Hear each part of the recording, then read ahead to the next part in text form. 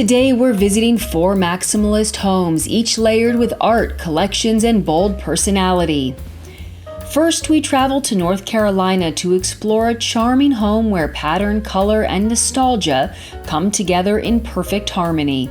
Then we head to Oklahoma City to tour a true collector's haven, where every wall bursts with bold hues, eclectic treasures, and whimsical details, from handcrafted pottery to miniature furniture. Next, we're off to Dallas, Texas to discover a vibrant home brimming with color, where modern design meets an eclectic mix of patterns, styles, and eras. And finally, we return to North Carolina for a timeless home filled with antique treasures, vintage finds, and grandmillennial charm. Enjoy!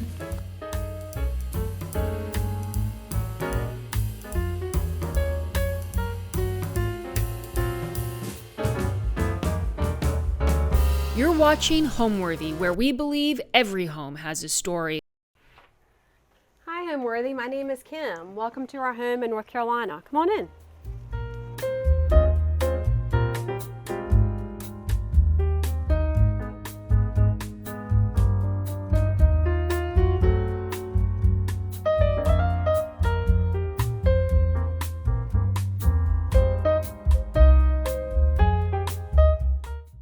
You're watching Homeworthy, where we believe every home has a story. Hi, my name is Kim Dowdle. I live in Raleigh, North Carolina, and I am the owner of Plate and Plaid, a home decor business that I run directly here out of our home. My husband and I bought this home about 6 years ago. Our first home was rather small and we needed some more space. I drove by this house just about every day taking my kids to school, and actually from driving by it, I knew it was for sale, but it actually didn't appeal to me. Initially, the curb appeal wasn't great. There was grown over landscaping. It just didn't do a lot for me.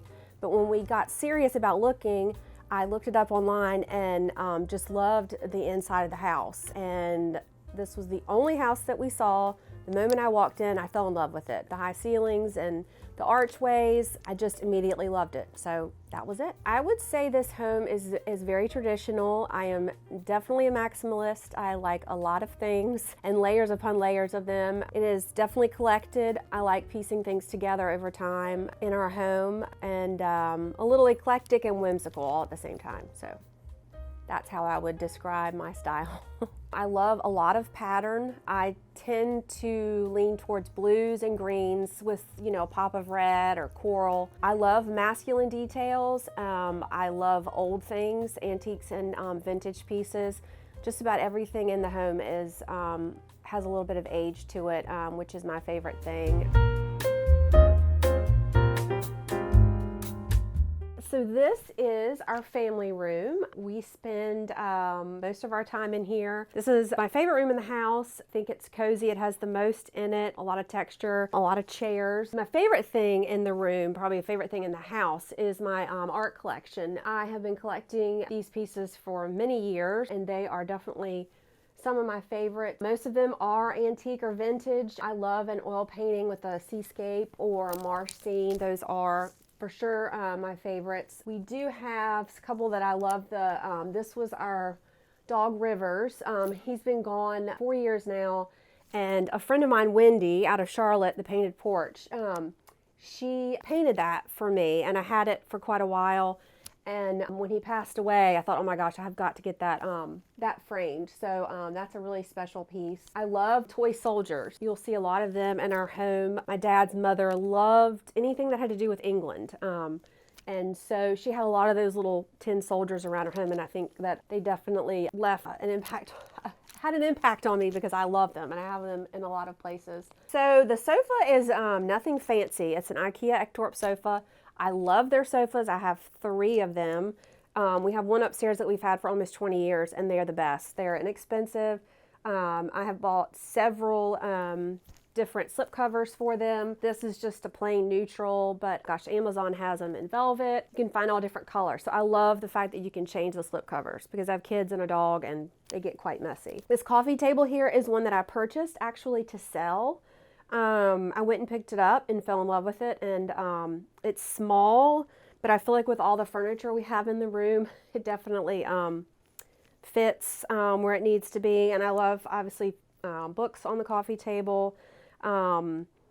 like usually a piece of artwork, something seasonal, flowers. These are actually fake, faux flowers that I love. Basket. There's some nicks and, you know, some areas where the paint has chipped off, but I love it. So here it is.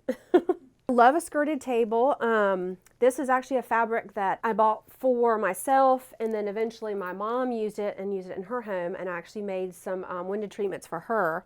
But I love it because it goes with everything. I love a gingham. Every room in this house has at least one gingham or plaid in it. So I actually made this myself. It's not fully sewn on the back, but you can't see that. And I added some fringe to the bottom. These chairs up here in the corner, I just actually recovered these myself. I bought these in Raleigh and fell in love with them. They were a green and white gingham, and it was a silk material. And while they were beautiful, the silk was starting to sort of wear out. So I found this fabric and recovered them myself. They are, you know, a lot of hot glue and a staple gun, but it's a much easier, cheaper way to have the furniture you want to do it yourself.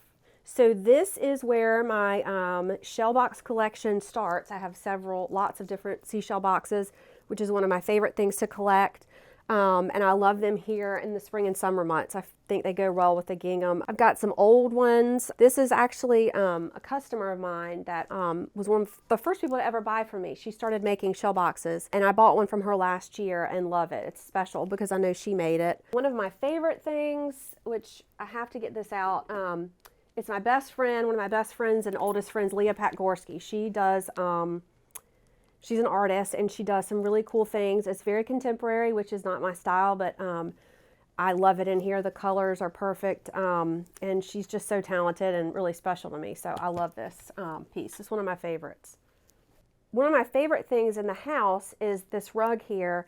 I actually bought this rug before we moved into the house. I got a crazy good deal on it, and I just loved the colors. And to me, a rug is the best way to start a room. You find a rug you love, and then you try and mimic the colors that are in the rug, use those colors. And then obviously, you know, I've got some other colors that aren't in it, but to me, it's a great way to start a room and to help you figure out what colors to add. The fireplace was original to the house, a 90s mantle, but I love it. I love the molding and the geometric details. I did paint this not too long ago. I have a friend that painted her fireplace this color. And I sort of went crazy. I painted it and then ended up painting the whole wall. But they've got some medallions that I added to it that I found and just glued those on. It is a wood burning fireplace. We use it quite a bit in the winter months. So this is a piece that I bought several years ago that I just felt that's definitely one of my favorite pieces. Black piece of furniture is such a great way to add warmth to a room. So this definitely does that. It's covered in some more shell boxes. This little guy is my favorite. It's unusual to find one of a dog. I actually think it's a bank that I fell in love with him. He's one of my favorites. People ask me all the time if he's for sale, and it's always no. The mirror is really special. So I bought this mirror maybe 15 years ago. A furniture store was having an after Thanksgiving sale, and it was like $50. So I ran up to the furniture store. They were completely out of it. They had one in Winston-Salem, which is about 2 hours from here. So I hopped in the car, went to Winston-Salem. By the end of the day, when I purchased the mirror, I think it was like $2.58 because I had all these coupons. And I get more comments on this mirror than just about anything in the house. It's been painted 3 times. So it was black, then I painted it navy, and it's gold, and I think it will probably stay gold for the rest of its life. I usually have art layered on a table, and then I had dried hydrangeas in this. I love dried hydrangeas, they're everywhere. But I decided I wanted to do something a little more summery. So I do tend to change things out for the seasons, and also it's something that I look at quite a bit and I get, you know, tired of things, so I will move things out. One thing I think people have a hard time, if you have something you really love, people don't want to put it away, but it's really okay if you have something you love to put it in a cabinet for a couple months and then bring it back out. It makes things a little more interesting, and I love just redoing tables and redecorating the house all the time. It's what I love to do, so I don't mind doing it. But yes, this changes out frequently, 5 or 6 times a year. I love, obviously, oil paintings and prints, but I also love anything with a crest on it. This was something that I bought before we moved into the house, and it isn't our initial, but I just absolutely loved it, and love it above the doorway. Antlers, I love those mixed in. Museum bees are definitely a popular thing, and beautiful that are mixed in. A friend gave me that. I love sailboats behind glass, anything like that that you can stick on a shelf that you love. But yes, I like a lot of texture and unique objects, things that I really love. I like here on the wall.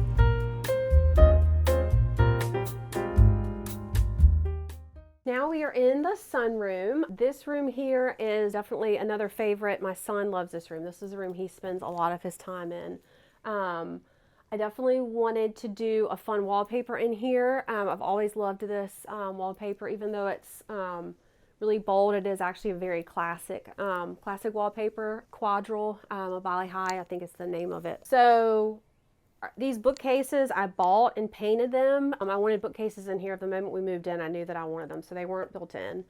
But we did them, and I painted them the same color as the mantle in the family room. I love a lot of books and bookshelves. I like books to be the main thing, and then just have little things sprinkled in, of course. This is an old piece I found. I believe he's a Cavalier, and I fell in love with him, and he works well here on the bookcases. Got some little, I've got blue and white, of course, one of my favorite things. Plaid books are something I collect. I have quite a bit of those. So it's just scattered with just things that I love. So this piece here, I found this locally and fell in love with it. I love miniatures, miniature home, little houses and things like that. But I just fell in love with it, the roof. It's very whimsical. Sometimes I will put a piece of art or a little sailboat or something in it. But it's definitely a great way to bring the reds into the room, just a little pop of red. So that's one of my favorite things. A lot of people ask about that piece. The furniture I picked out for this room, again, I love gingham. It's in every room in the house. These are actually from Target, and I love them. I love the green. I like to have plenty of seating for when people come over, and so everyone has a seat to sit in. This table, I love to do puzzles. My kids make fun of me and say I'm a nerd, but I love to do puzzles. This originally was bought for me to just put my puzzles on it. But just like any other piece of furniture in this house, I can't just have one thing sitting on it. So I decided I'd move the puzzle upstairs and put some things on it that I love. Piece of artwork, and these, I love, like I said, I love miniatures, and I love this little old house. It's in pretty rough condition. Plants are always a must in here, in any room, lots of plants. Another IKEA sofa, this is the Decor, they don't make it anymore, but love seat, and I did a green velvet on it. I just thought it was perfect for this room with the trees and, you know, the wallpaper, a hint of green here. And it's comfortable, very comfortable. These stools are another favorite of mine.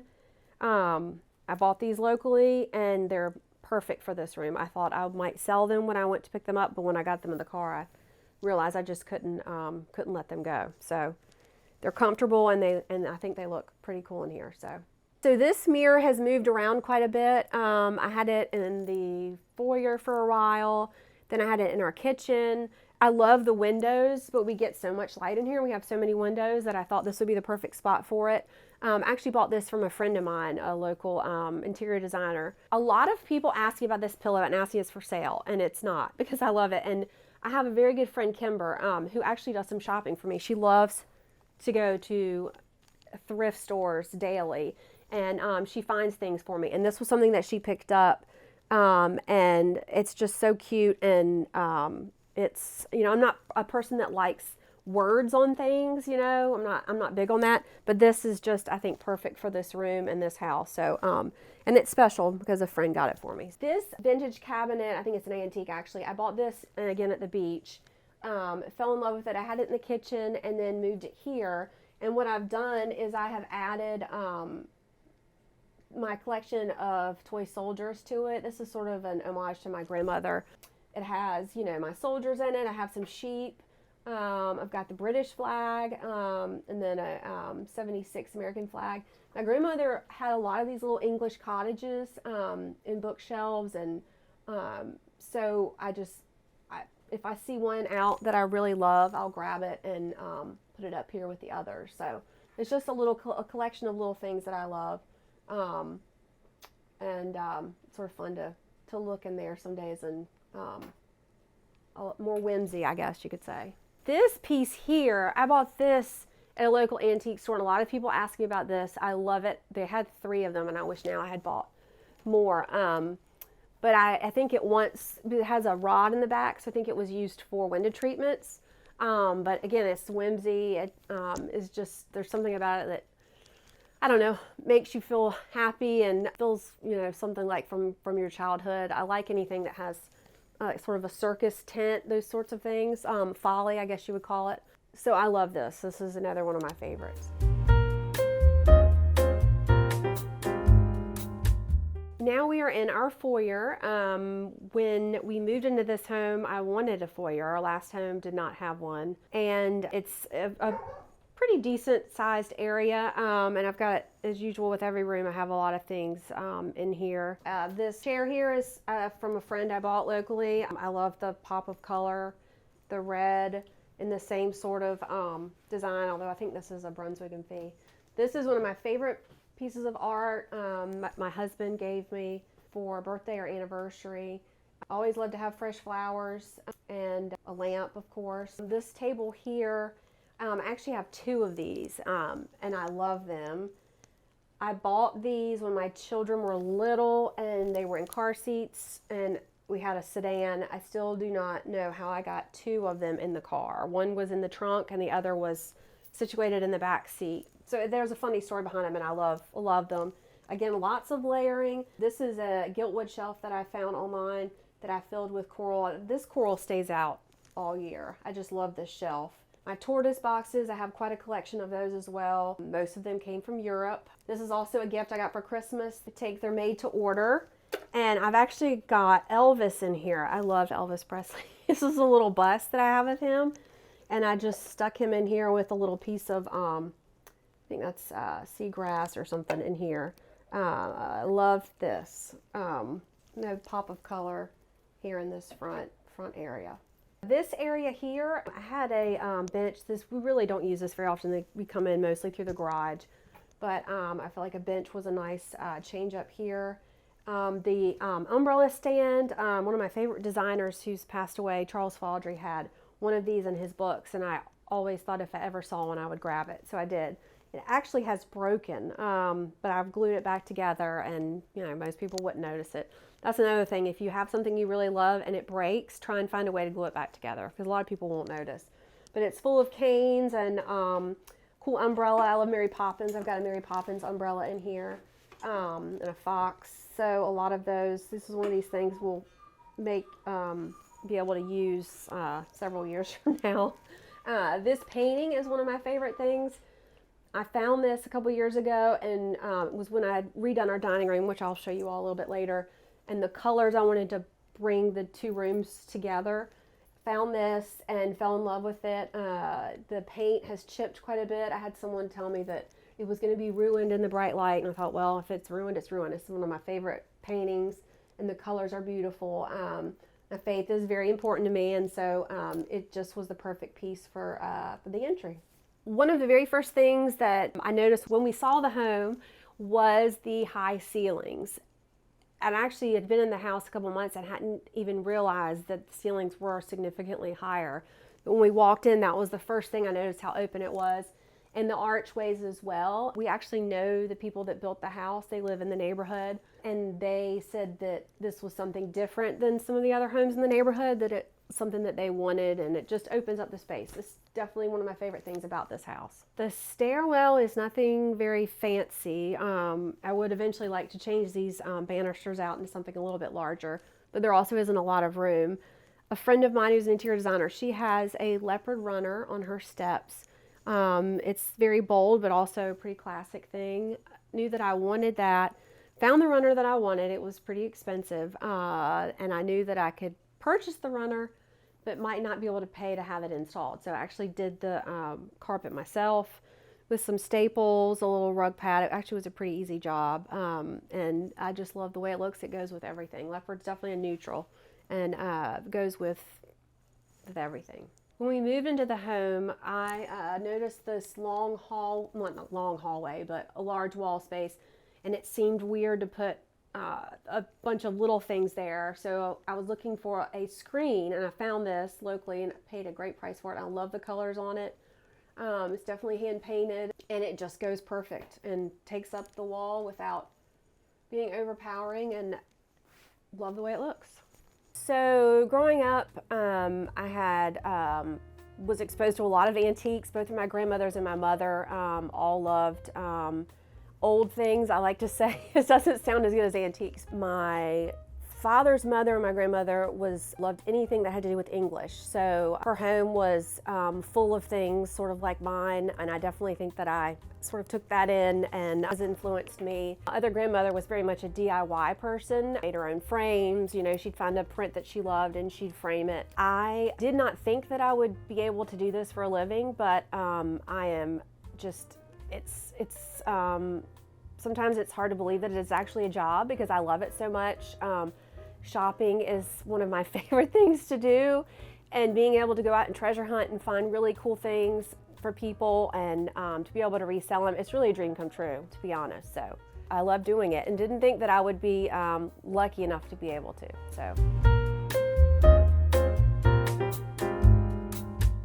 now we are in the dining room. Very moody room. A lot of color, a mural that I fell in love with online. I wanted a mural in this room. It was initially a light green chinoiserie, and I wanted something a little more moody. So it's a peel and stick wallpaper I did myself, and once I put the wallpaper up, it sort of gave way to new furnishings in the dining room, colors that I wanted to bring out of the wallpaper. I bought the chairs when we first moved in online, loved the chairs. I've had maybe 2 or 3 different dining tables in here, and found this one in Greensboro. It was white. It was the first time I ever officially refinished a table, but I love the fact that it matches the chair. So like I said, it was white. I stripped all the paint and did a dark stain on it, and love the way it looks with the chairs. The table, I used some of my favorite plates. I love Blue Willow. That's one of my favorite patterns, and I use it all throughout the year. The cabbageware, I like the table to match the room. You wouldn't see me use a lot of pink. Even though I love pink, I wouldn't use much pink in here. I like things to match the colors around you. I use my bamboo silverware that I have. I also have this in green that I use often, and some orange napkins to bring out the orange in the wallpaper, and just some sort of goblets that have almost like an amber glass color, but that same orange that brings out the colors in the room. When we do entertain, I like things to be pretty, but I also like them to be casual. I don't want anyone to feel uncomfortable or, you know, they know that's not my husband and my style. We're very laid back, casual people. So I like to have pretty things, but I like people to feel comfortable. They can just grab food from the kitchen, fill their plates. This room usually acts a lot as a bar. When we have people over, we usually have food in the kitchen, because if you have kids, and people that come over usually have kids, and then set things up as a bar in here. And I like things to be pretty. I love flowers are a big thing for me. I like to have lots of flowers around, pretty dishes that match sort of the theme.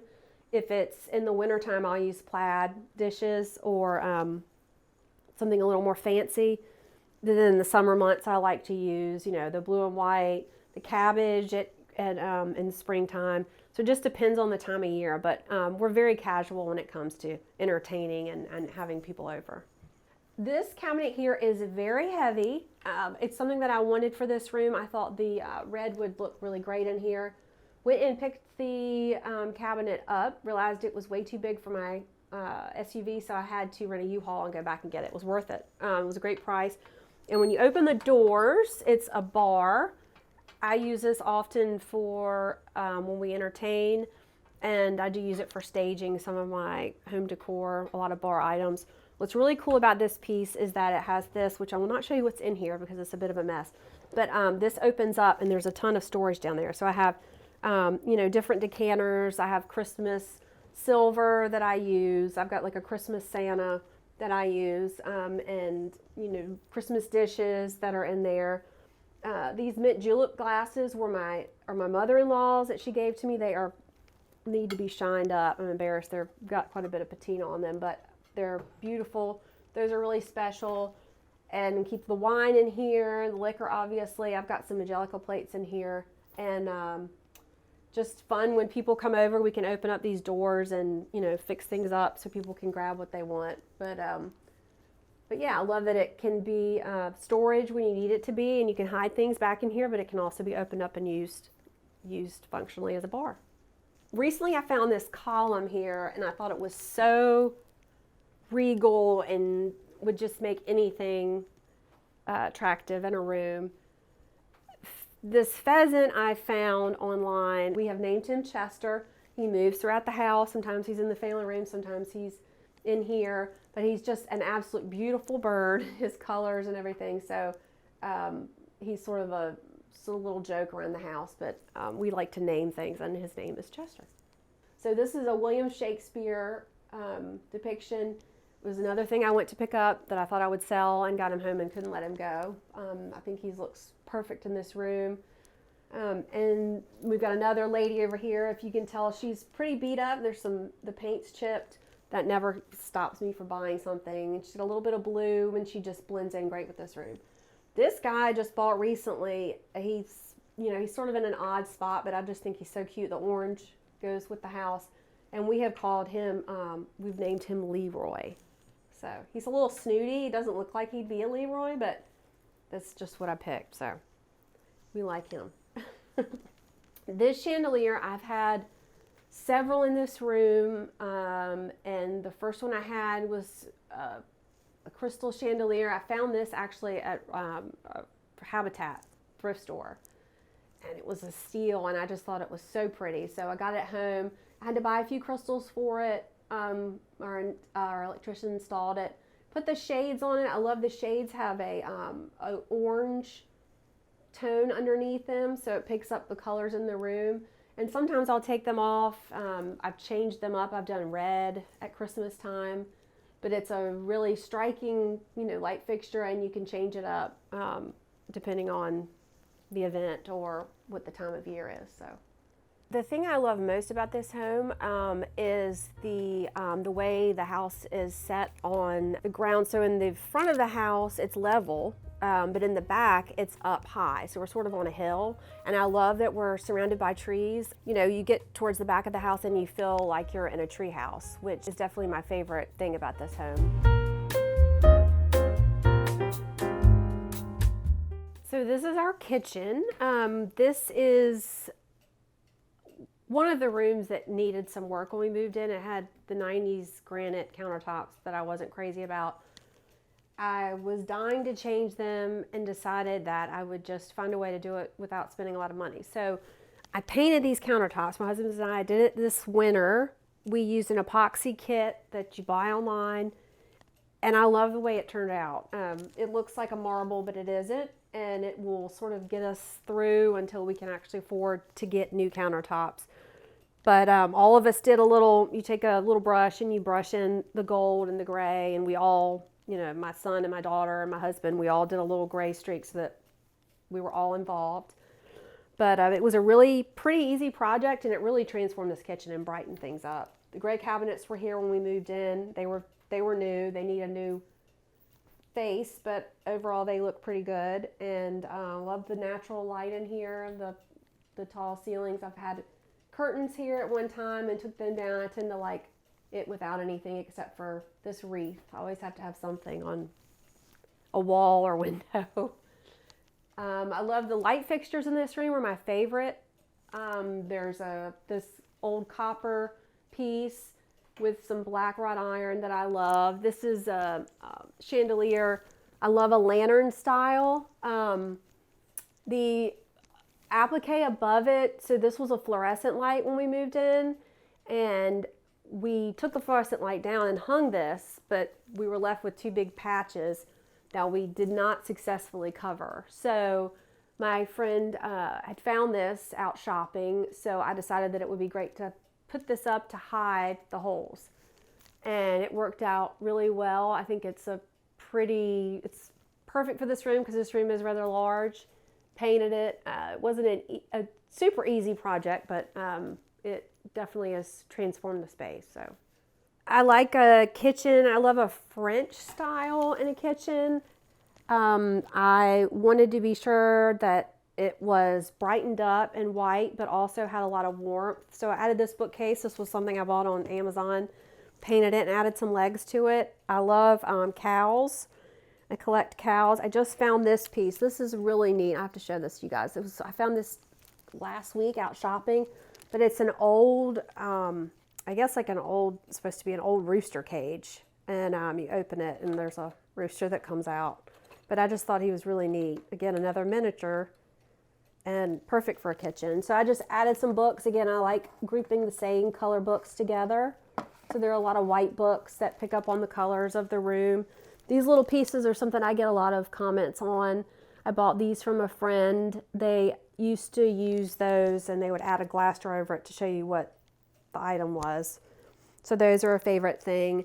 Hydrangeas I love all year long, but especially this time of year, they're easy to find in just about any hardware store, garden center. Trader Joe's has them. I just love the blue color in here, and it adds a lot of warmth to the room. I did what you call a faux bois on the walls here, which is a fancy way of saying fake wood in French.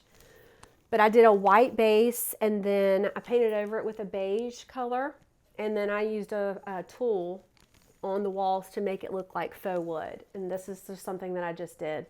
One of my favorite designers used this a lot in homes, and I just fell in love with it. So I knew I wanted to do it. So I did it all over this room. This taller area, there are a lot of blue and white. I have tons of it, and some of it I do not want to get rid of, but I just stick them in cabinets.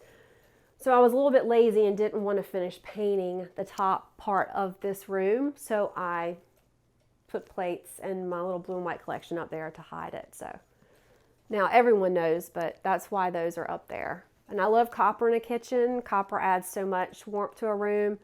And this horse I found at a flea market, I love him up there. He's one of those things I don't think I'll ever change. And then this area over here, I love Delft tiles, but it would take quite a bit of time and money to collect them. So I found this wallpaper on Spoonflower and put it behind the oven, and I love the texture of it, and it just brings so much depth to this area. And it was super easy and inexpensive to install it, but it gives you the Delft tile look without the time and money to put the tiles up. Another thing in the kitchen that we love is this cuckoo clock. I had wanted one for years, and my mom bought it for me for Christmas. One year I told the kids it will be a family heirloom. It's one of those things I forget to wind up, which is crazy. It's right here in front of me, but it's a beautiful little thing. I love it. I love the sound of it, and always think about my mom when I look at it. So it's pretty special. Another thing I love about this kitchen is the breakfast nook we have here. This is the table that we sit at the most. I wanted a drop leaf barley twist table, and that was what I had in mind that I wanted here, and that's what I found. I love it. It's a beautiful table, and I think it goes along with that French theme. This is a dresser that I found locally that I love. It's perfect in this room, I think. These are another thing that I have in the home that I love, that I used to see in books and magazines, and have a lot of people ask me about these as well.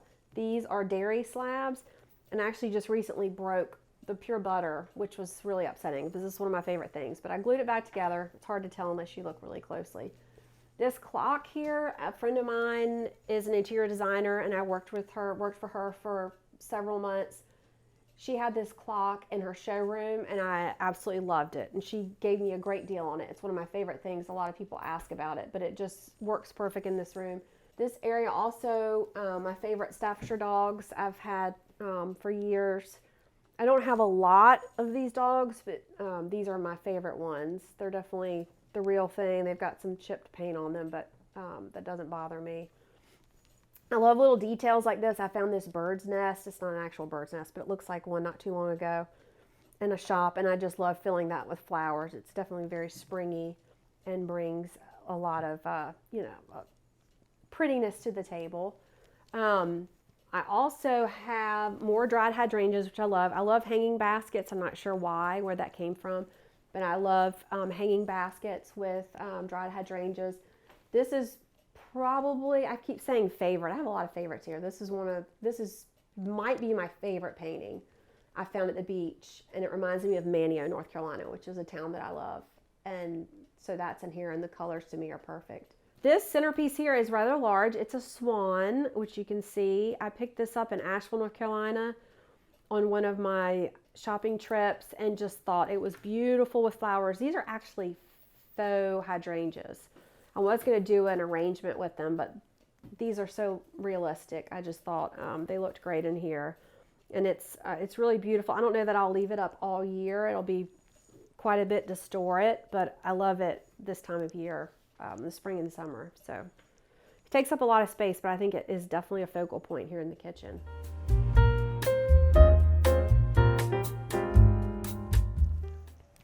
So this is our backyard, our very large deck that we spend a lot of time out here in the spring and summer. This area here is where we would eat. If we did eat dinner out here, we do spend some time eating dinners out here in the spring and summer before the bugs get too bad. That's the thing. I love the trees and all the shade, but we do tend to get a good amount of mosquitoes here.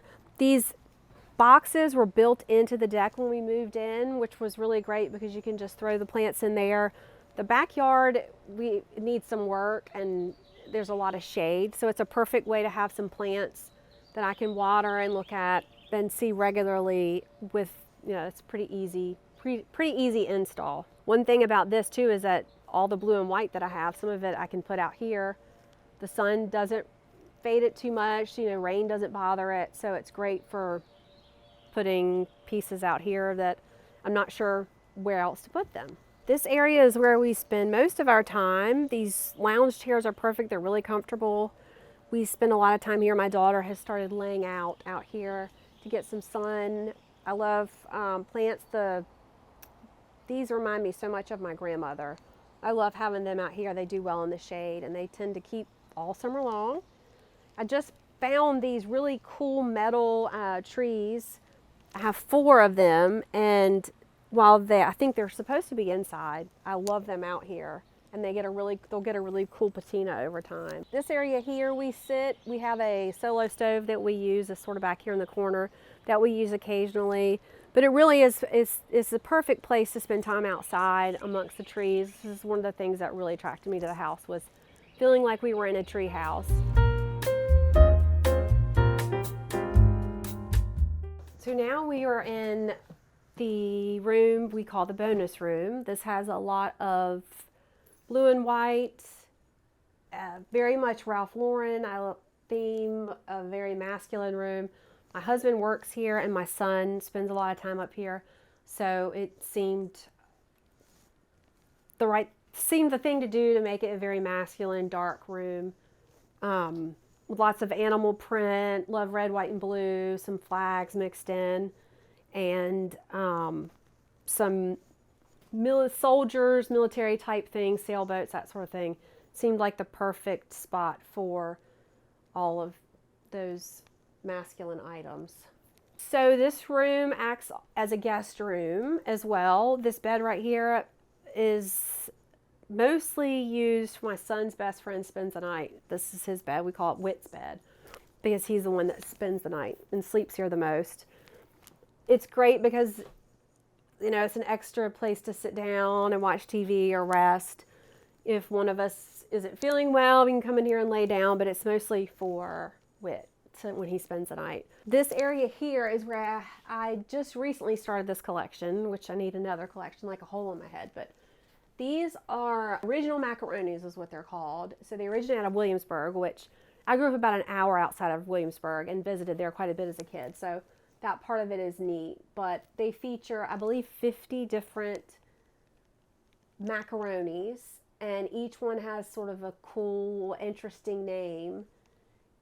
There's something about vintage prints and men that have on fancy costumes, uniforms, and funny hats. I love that for some reason. I'm not sure where that came from, but I have several of them, and I have them mixed in with some other soldier prints that here, but I plan to add to these. But I just think they're fun, and they definitely go along with the vibe of the room.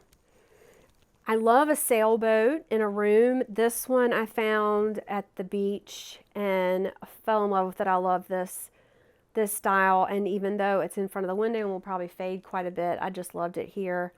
This is actually a toy room. My youngest is 11, and he is growing out of toys, sadly, but we do have some stored in chests and closets. So in rooms like this, my favorite thing are baskets and pretty chests that you can put things in and hide them when you have company. This is probably the favorite part of the room when you walk up the steps. I love that this is sort of the first thing you see when you come upstairs. I love a red, white, and blue theme, obviously. This console table is actually a Ralph Lauren console table that I bought at the beach for almost nothing. I didn't realize it was Ralph Lauren. I got it home and looked at it, and there's a tag under it. So that's definitely a prized possession and great find. A lot of these, the ducks, I just fell in love with. All the artwork up here were, to me, very masculine pieces. 64, I grew up in Virginia, and 64 is a road that I drive on quite a bit, traveling back and forth and where I grew up. And so this is just a mix and mash of toy soldiers. Like I said, I love to collect. I love these old drums, more of the ships. This is a really cool box I found online. It has the Royal Palace Guards at the top. You can see the scene underneath it, and I just love little things like this. So these all sort of blend together and make for a neat table display.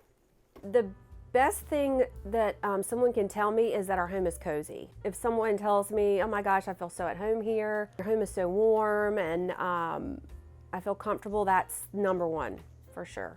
A home for me is a place that you feel cozy and warm and is full of things that you love. To be able to look at, a piece of furniture that you found out shopping with your mom, or a piece of artwork you picked up at a flea market for very little money that you just fell in love with. I love having stories behind things. Whenever I go on a trip, I try and find things that I love so that, I always have that and remember that that special moment with my family or with friends. But to me, it's surrounding yourself with things that you love and things that have a story behind them. Hey Homeworthy, I'm Daniel. Welcome to my home in Oklahoma City. Come on in.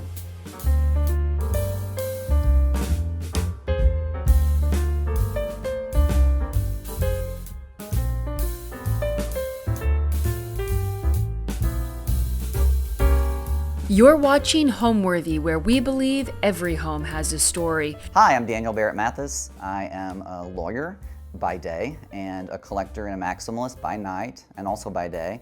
I'm sometimes known by my handle on Instagram called Not a Minimalist, and welcome to my home in Oklahoma City. So I've been collecting my entire life. It's probably the first thing that I felt naturally inclined to do.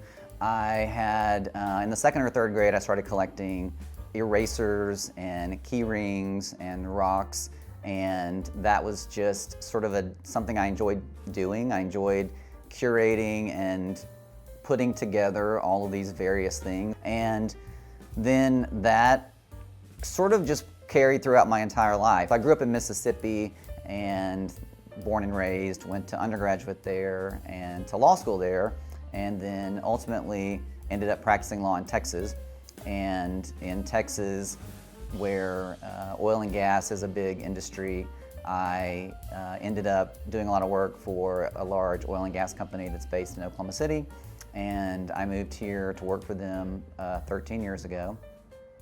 When I first moved to Oklahoma City, I was living in an apartment in downtown Oklahoma City. It was a block from work, and I really loved that apartment for a couple of reasons. It was kind of small, but I had 20-foot ceilings, and so after a few years of settling into that, I started really having fun with building these huge gallery walls on these giant walls that went, 20 or 22 feet into the air.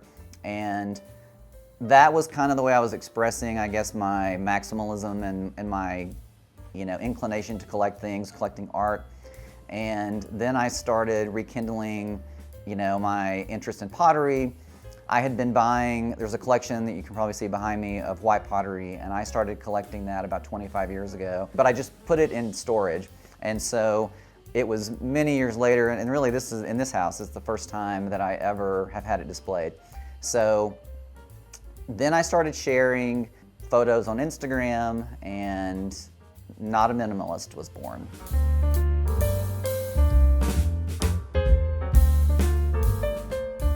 So when you first come into my house is a small little entryway, and you definitely get a dose right away of what's to come because there's no shortage of color or texture in this small space. I often say that my entryway is a little bit Gucci and a little bit garage sale because I do have this sort of high-end wallpaper that was manufactured by Gucci, and it appealed to me because I'm a fan of orange, and so it had orange. That's kind of one of my signature colors. And I also like the graphic nature of the G's that are repeated in the geometric pattern. I like fonts and script and words, and so it appealed to me for that reason. But I also thought that, a small space like this was a good place to do something fun like that and something that's a little more expensive. Everything else in here is secondhand. I bought, on this wall we have kind of this vignette with the centerpiece being this beadboard cabinet. I bought that at an auction in Mississippi in the late 90s, and I paid $90 for it, and it's been one of my favorite pieces ever since. It's kind of got this good greenish blue color, and it's also got storage, and it's a really good size, and it will fit a lot of different places, including nestling into this entryway where you don't really want something to be in the way, but it's a handy spot for collecting things. I've also just got a collection of canes and yardsticks and even an umbrella in there. This chandelier I bought at an antique mall in Mississippi on one of my trips home. And then the two sconces are, again, Jonathan Adler pieces. I like the whimsy of the hand holding the light, and it also is kind of echoing the brass and black combination that I have throughout the house. So I guess the most fun thing is when somebody walks in, almost everybody says, "Oh wow," and I think that is a big compliment, and it's a bit of a surprise. And I like that. So I want them to feel something and see something that maybe they've never seen before, and I think that's fun. And so, I think that you kind of get that feel in the entryway, and it's foreshadowing of what's to come in the other spaces.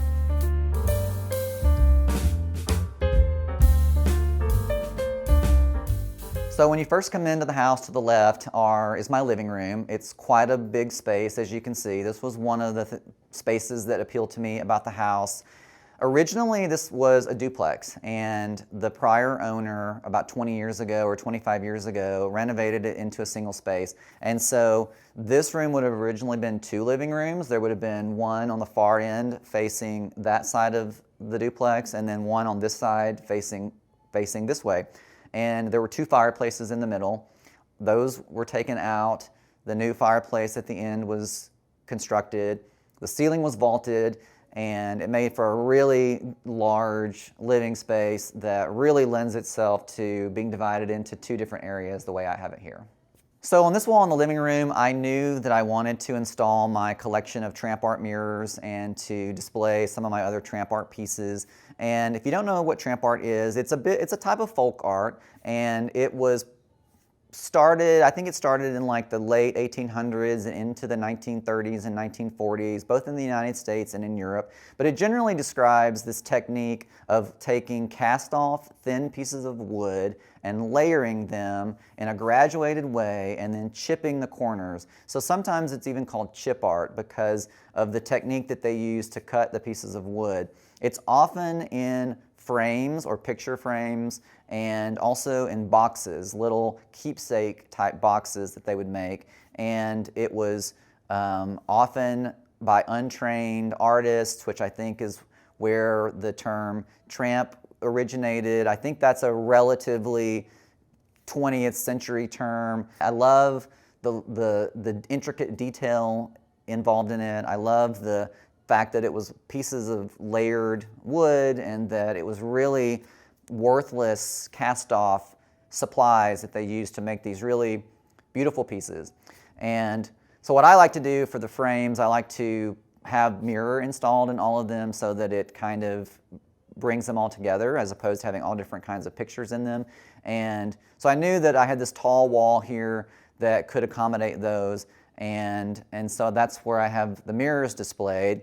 And then in the corner, I have some of my other pieces of tramp art, which includes candle holders and a lamp, and as I mentioned, some of the keepsake boxes that I have in the shelving over here. And it's something that I really loved for a long time, but I didn't collect it initially because it can be quite expensive. And then eventually I found a really large mirror in Kansas for a really good deal, and then that broke the seal. Then I'm in. I've got my first piece, and my collection of tramp art began.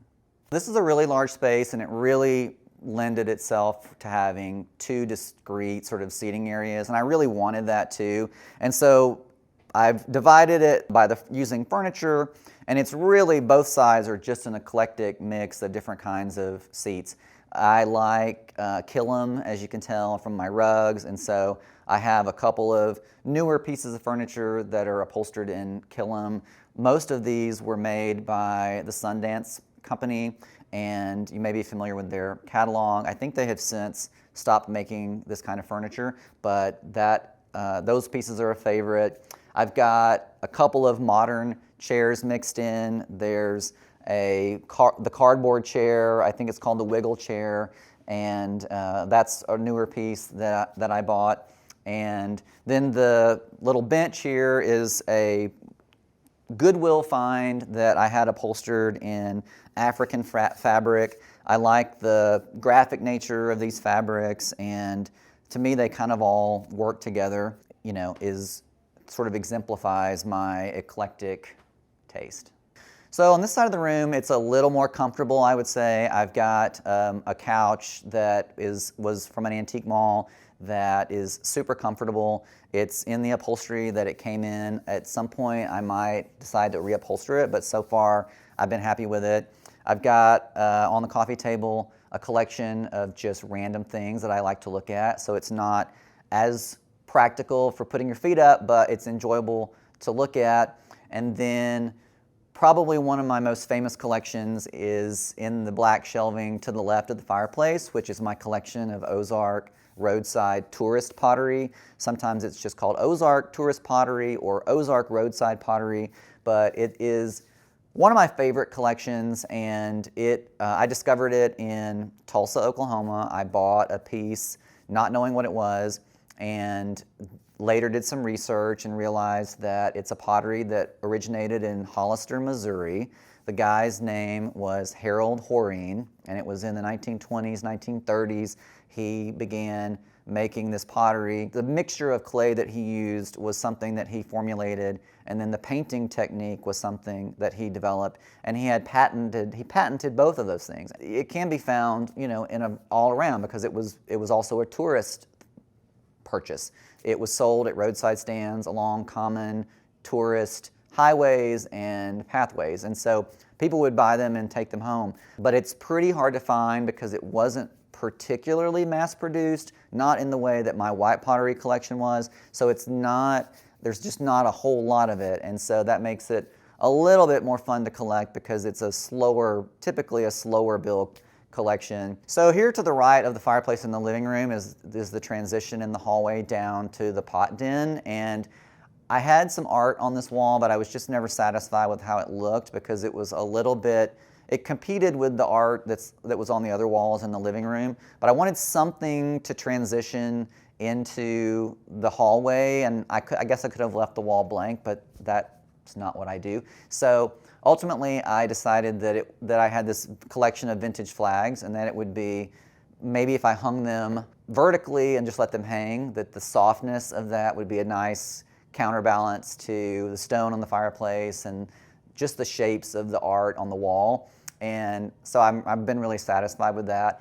So on this wall in the living room is really just an assortment of Southwestern inspired items and art. It's hard to live in Oklahoma and Texas and to not be influenced by the Southwest. And I particularly like to go to New Mexico and to Santa Fe. And so I started collecting paintings of the desert. And so they are mostly contained on this wall, and including a collection of what were tourist items that I have in this cabinet.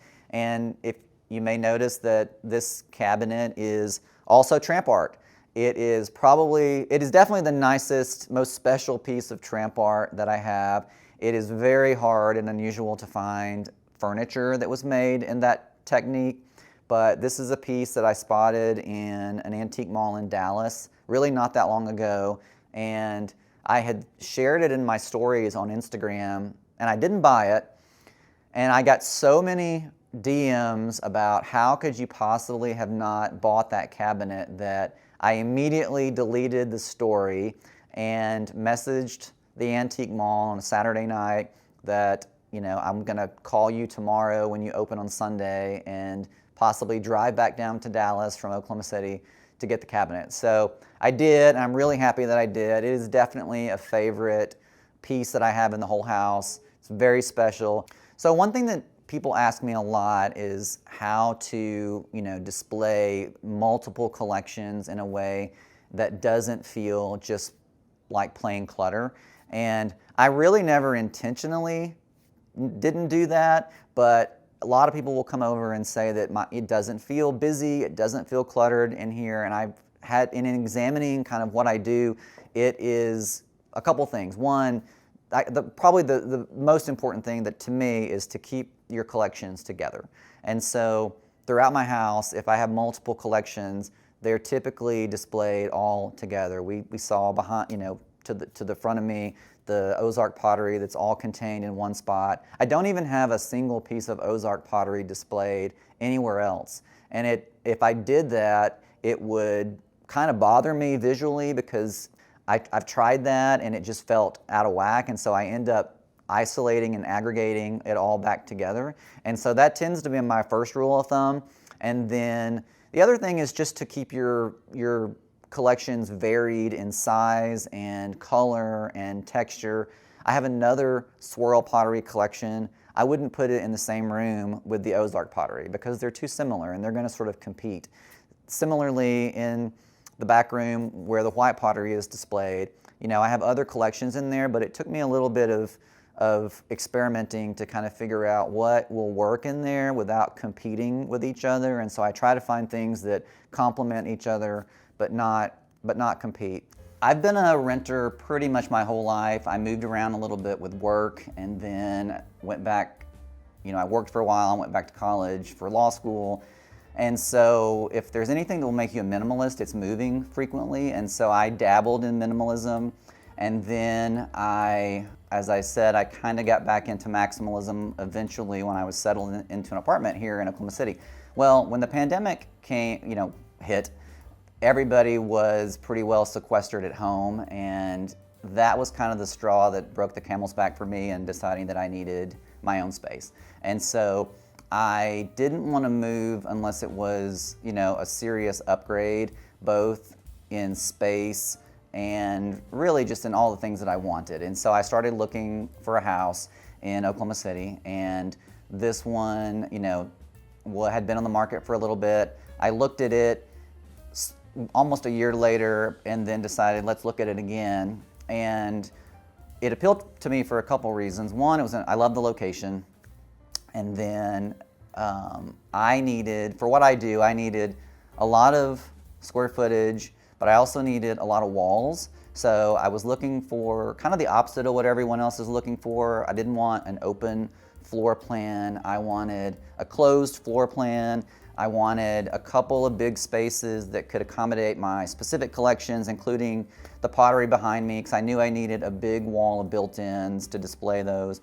And eventually, this house started looking like maybe it could work, one of the biggest changes I made was to take out an entire bathroom and closet adjacent to this room and to turn that into a space for a bed, and then it's already connected to the other full bathroom. And so now I have a little secret primary suite off of this room, and then that left this room that I could convert into a den. Mainly, the goal was to construct these shelves that are behind me so that I could display this white pottery collection.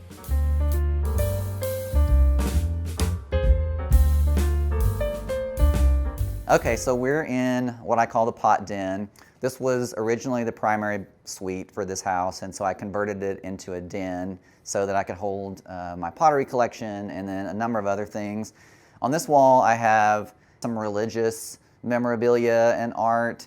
It kind of appeals to me because the colors are always really rich and interesting, and there's just something about it that I enjoy and like. It also kind of combines has some crossover with some of the collections that I have. For instance, this piece is made out of tramp art, and so that one appeals to me for a couple different reasons.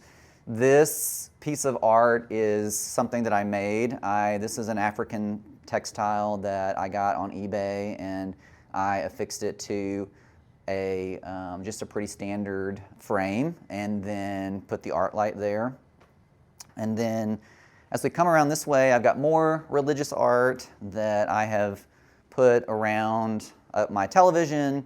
I do like to watch TV, although I don't love having TVs in my spaces. I do have several of them, and here I've got a frame TV that you can put art on it, and it kind of blends in with the wall. And so under the TV, I've got one of my favorite pieces of furniture. This is by a company called Noir Furniture, and it's actually a hutch with some storage where I have games and things, but the wood cutout application on the front I always thought was really cool. It's one of the pieces of furniture that a lot of people comment the most about when they come over.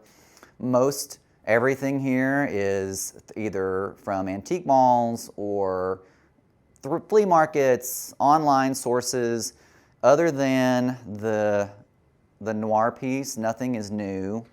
These are some cool lucite chairs, also from a local antique store. I kind of like to mix mid-century modern with old, and then a few contemporary pieces. For instance, the large gray sofa and the sort of rattan coffee table in the center of the room, those are both Jonathan Adler pieces, which are, he's a contemporary potter who also sells home furnishings. I've always been a fan of his.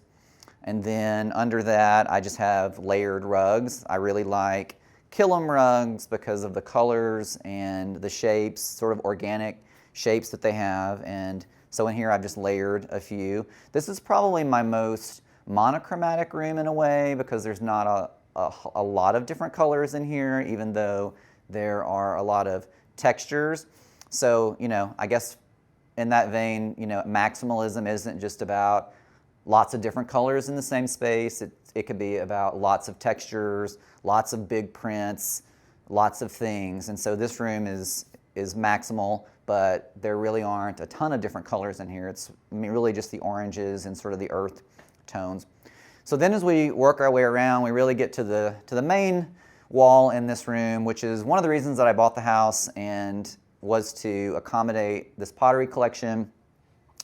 This is all American-made mid-century pottery, and it's all in matte or satin, white or cream.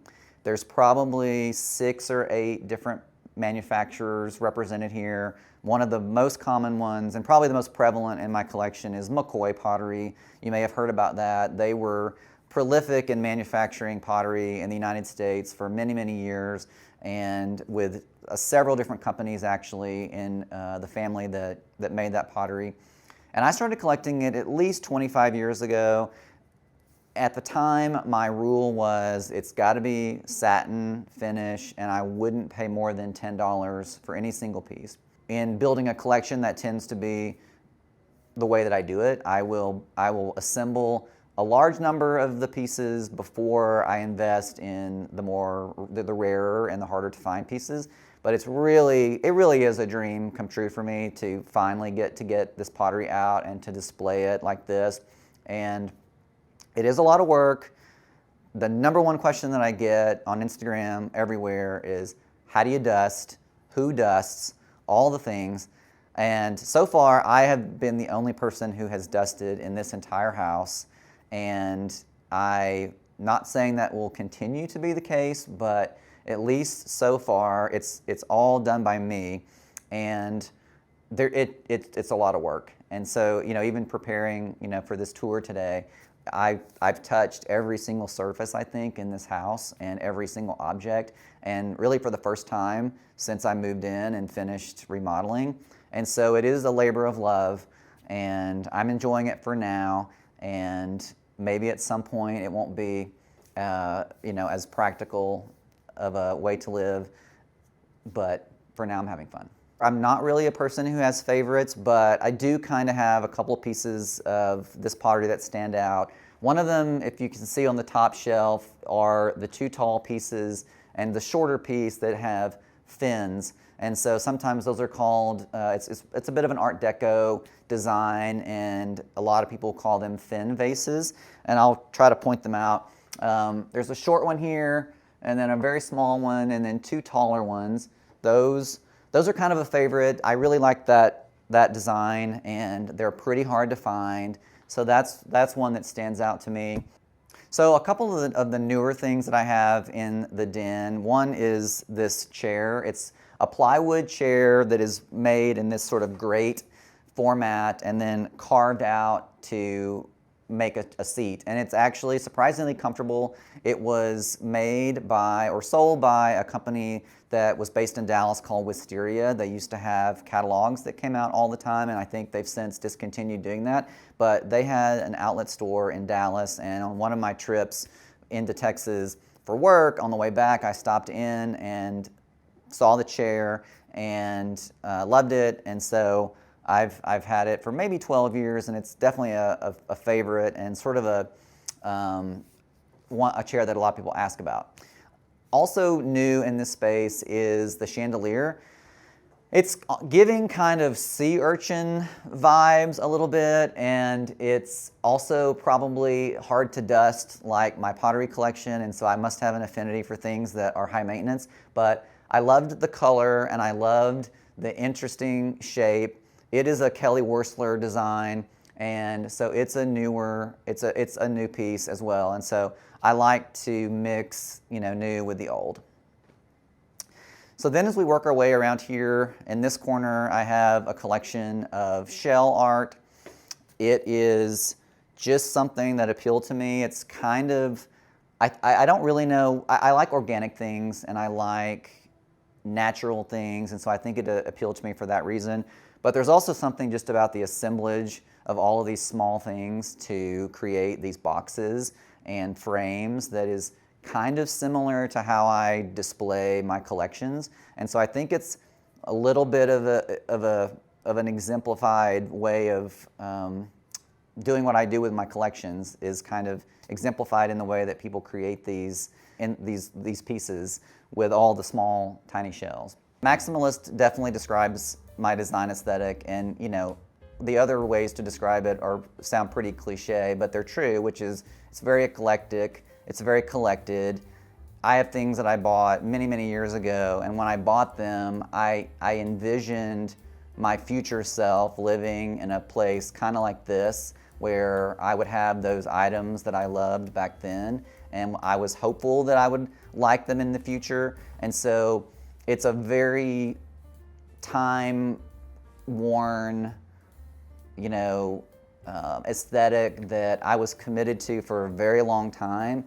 I mentioned some of these collections that I've been collecting for over 20 years, 25 years, and that is a commitment. That is, you're all in, and I didn't get tired of it. I didn't deviate from that, and it was a slow and fun process, really with a long-term vision of how I wanted to display it and could see it way down the road. I never knew for sure if I would ever have a place that I like this, where I could do that, but that was always sort of my goal. So I've always had this really long-term vision of the spaces that I wanted. That's not to say that your taste doesn't change. It definitely does. There are definitely things that I bought and later I'll be like, why did I buy that? Or I don't want that anymore. But mine is, my aesthetic is very much personal. It's not for everybody. I know that. And I think, I usually hope that if it's an aesthetic that some people might not want in their own home, that they at least can appreciate, I guess, the art that I'm trying to express and the work that it takes to curate and display things like this at my house, because it is a lot of work.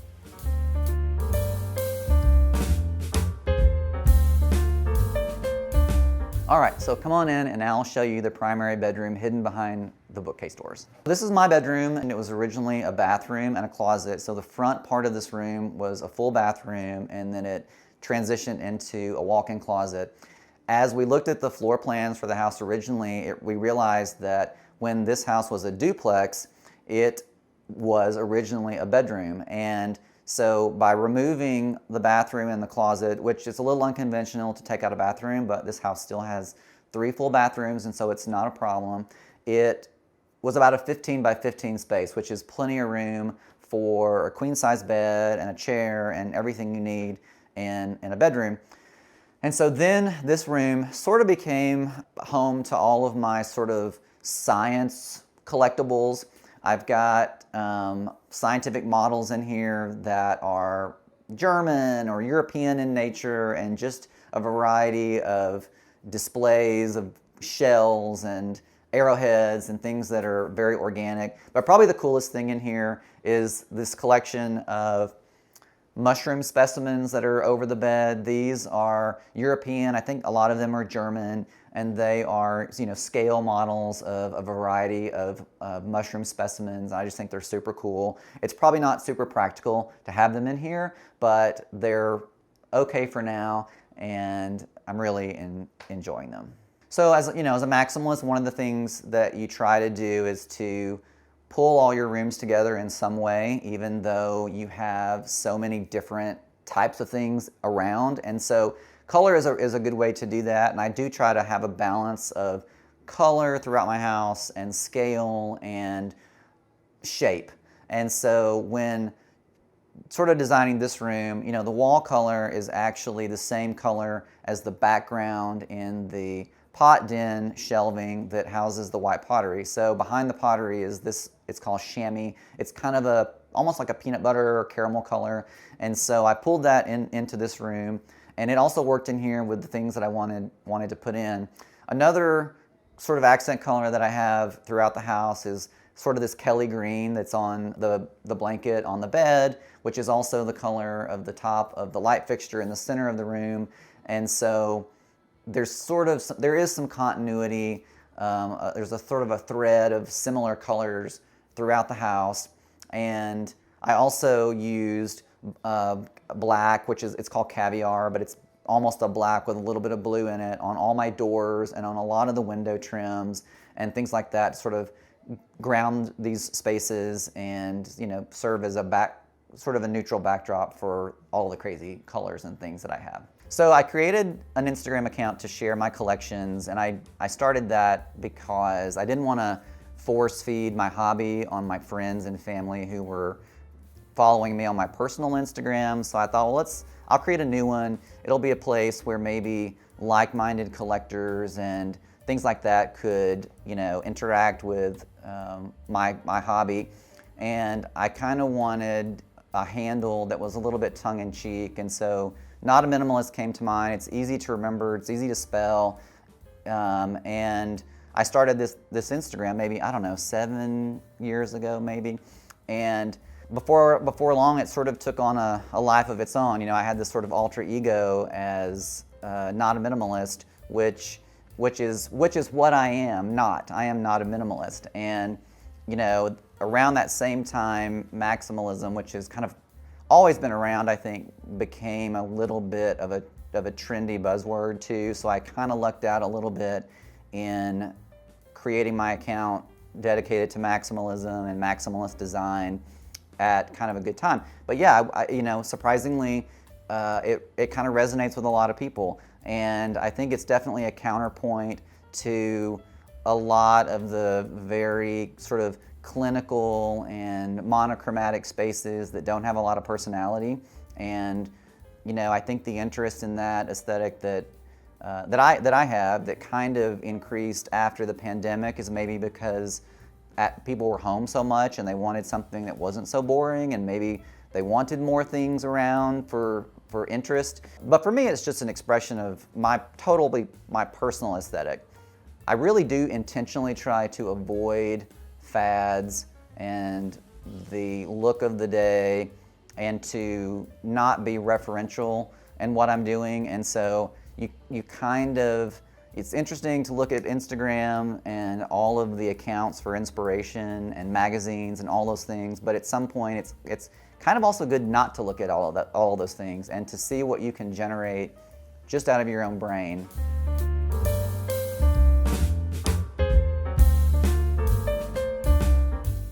So this is the dining room.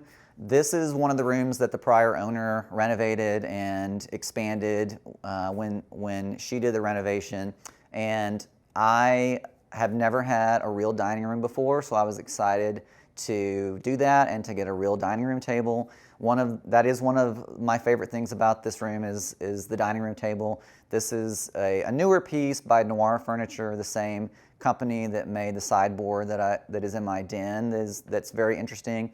And I just loved the chunky legs on this table, and I also loved the black that is similar to the wall color that I've used in other spaces.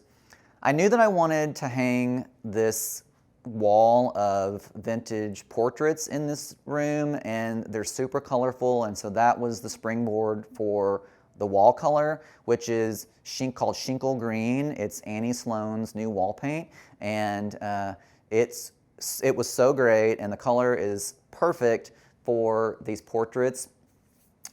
The chandelier that you see is really probably not my taste per se. It was in the house when I bought the house. I was on the fence as to whether to try and incorporate it or to change it. I was originally planning to change it, and then as I started to furnish the room and I was taking some snapshots, and I would see the chandelier adjacent to some of my really rough, I guess you would say, art, I kind of liked it. And so then I thought, well, maybe I'll try putting black lampshades on it and kind of tie it in with the rest of the lighting in the house that I'm using.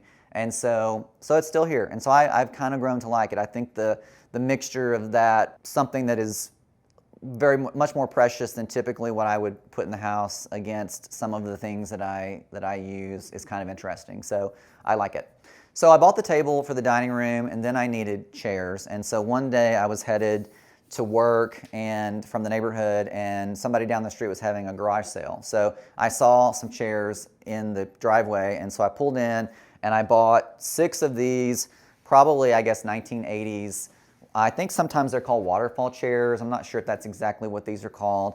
And they were all upholstered in a velvet and needed reupholstering. So they lived in my garage for quite a few months until I decided to get them reupholstered. And then I decided to do them in all different colors. I have 2 that are in black, and then 4 that are just in random colors that I pulled from the portraits on the wall. Then later I was in Santa Fe going to antique stores and consignment stores, and I came across the two head chairs, which are upholstered in a variety of Killam fabrics.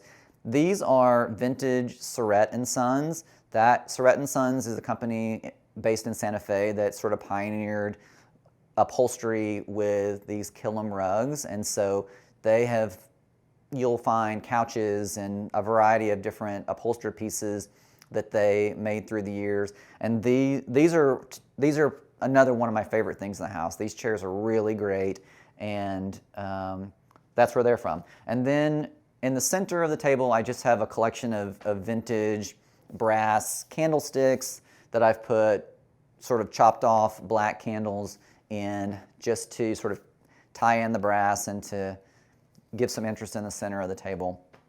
But probably the thing in the dining room that I get the most questions about is the wall of portraits.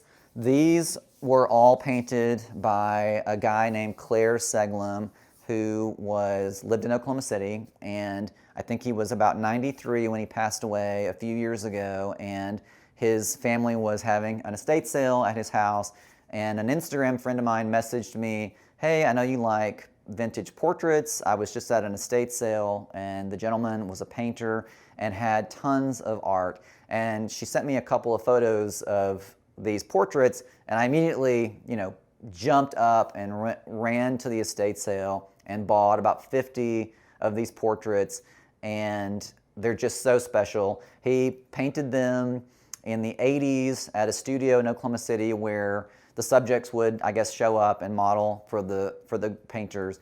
And so they're all from, mid to late 1980s. And his daughters subsequently discovered that I had acquired a lot of his paintings and was sharing them on Instagram, and that people were appreciating them, and they were, really happy about that. And one of them mentioned to me, she's like, "Well, his signature was the elongated noses." And so then I observed that, yeah, I can see that they kind of all have a similarly elongated nose, which probably makes them kind of work together as a group. So over in this corner of the dining room is a cabinet that I got at Goodwill, and it contains a collection of miniature furniture. So there's a company called Vitra, and for many years they have made these miniature scale models of famous mid-century furniture. And there's something about them that always appealed to me, and so over the years I have collected a variety of them. So for instance, in the living room we saw my full-scale size wiggle chair, which is made out of cardboard that is laminated together, and they have a similar chair, and I think I may get the fraction wrong, but I think it's a 1/6 scale model of those of the chair, and it's also made out of cardboard that is laminated together to give it stability, and each piece is replicated using as close to the same kinds of materials as the large pieces that they can do. And so there's just something sort of fascinating about that. And I've got a variety of chairs and ottomans, and it's just another collection that I've enjoyed building. And they're special enough that they really needed a cabinet that would prevent them from getting dusty and things like that.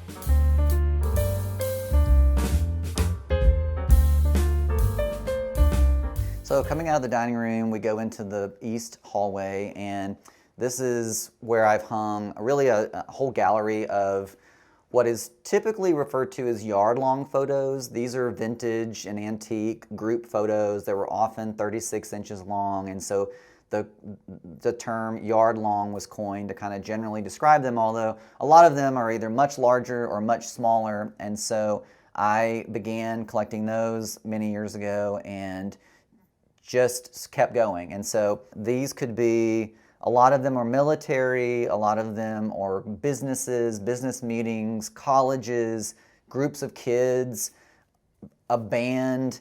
There's just something interesting about them, and now my collection has gotten so large that I kind of only focus on ones that have some unconventional subject matter. Aside from people, maybe there are animals or buildings or plants, things like that are appealing to me.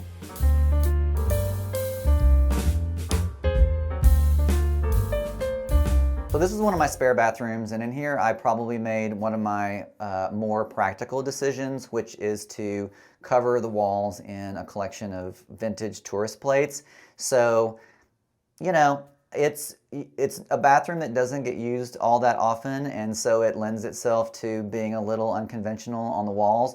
But this is another collection that I started by going to estate sales frequently and seeing these pieces often for 10 cents or 25 cents, and eventually I started collecting it. It's very kitschy, and I resisted collecting it for a long time, but then the more I saw it, the more they appealed to me. And so I started collecting these maybe 7 or 8 years ago.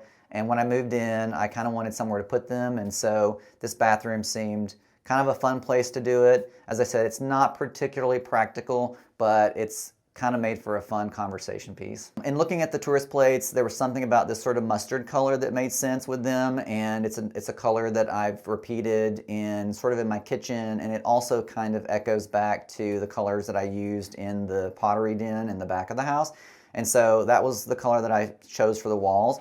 And then since this is a functioning bathroom and has a shower, it needed a curtain, and so this shower curtain was one that I had made. I found this fabric that is reminiscent of the Killam rugs that I have throughout the house, and so I had someone local turn it into a shower curtain. It's really hard to come up with the favorite thing about my home, honestly. I often say to my friends that I don't have favorite things, and that's kind of true. I have always had a difficult time picking a favorite food or a favorite anything, for whatever reason, I don't know why.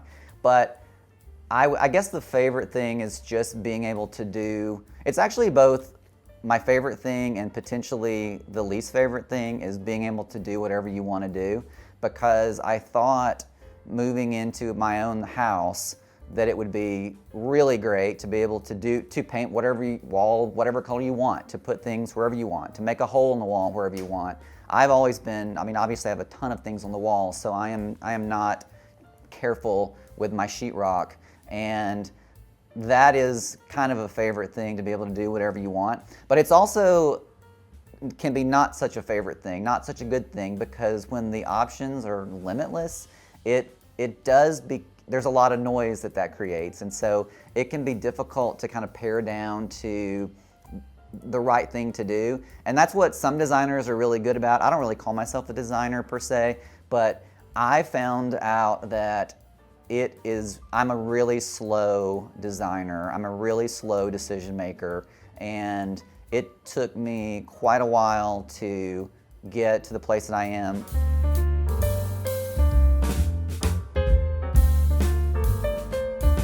So this is the room that I use as my office. It's actually a bedroom that I've decided to use for working, and I've got a couple collections in here.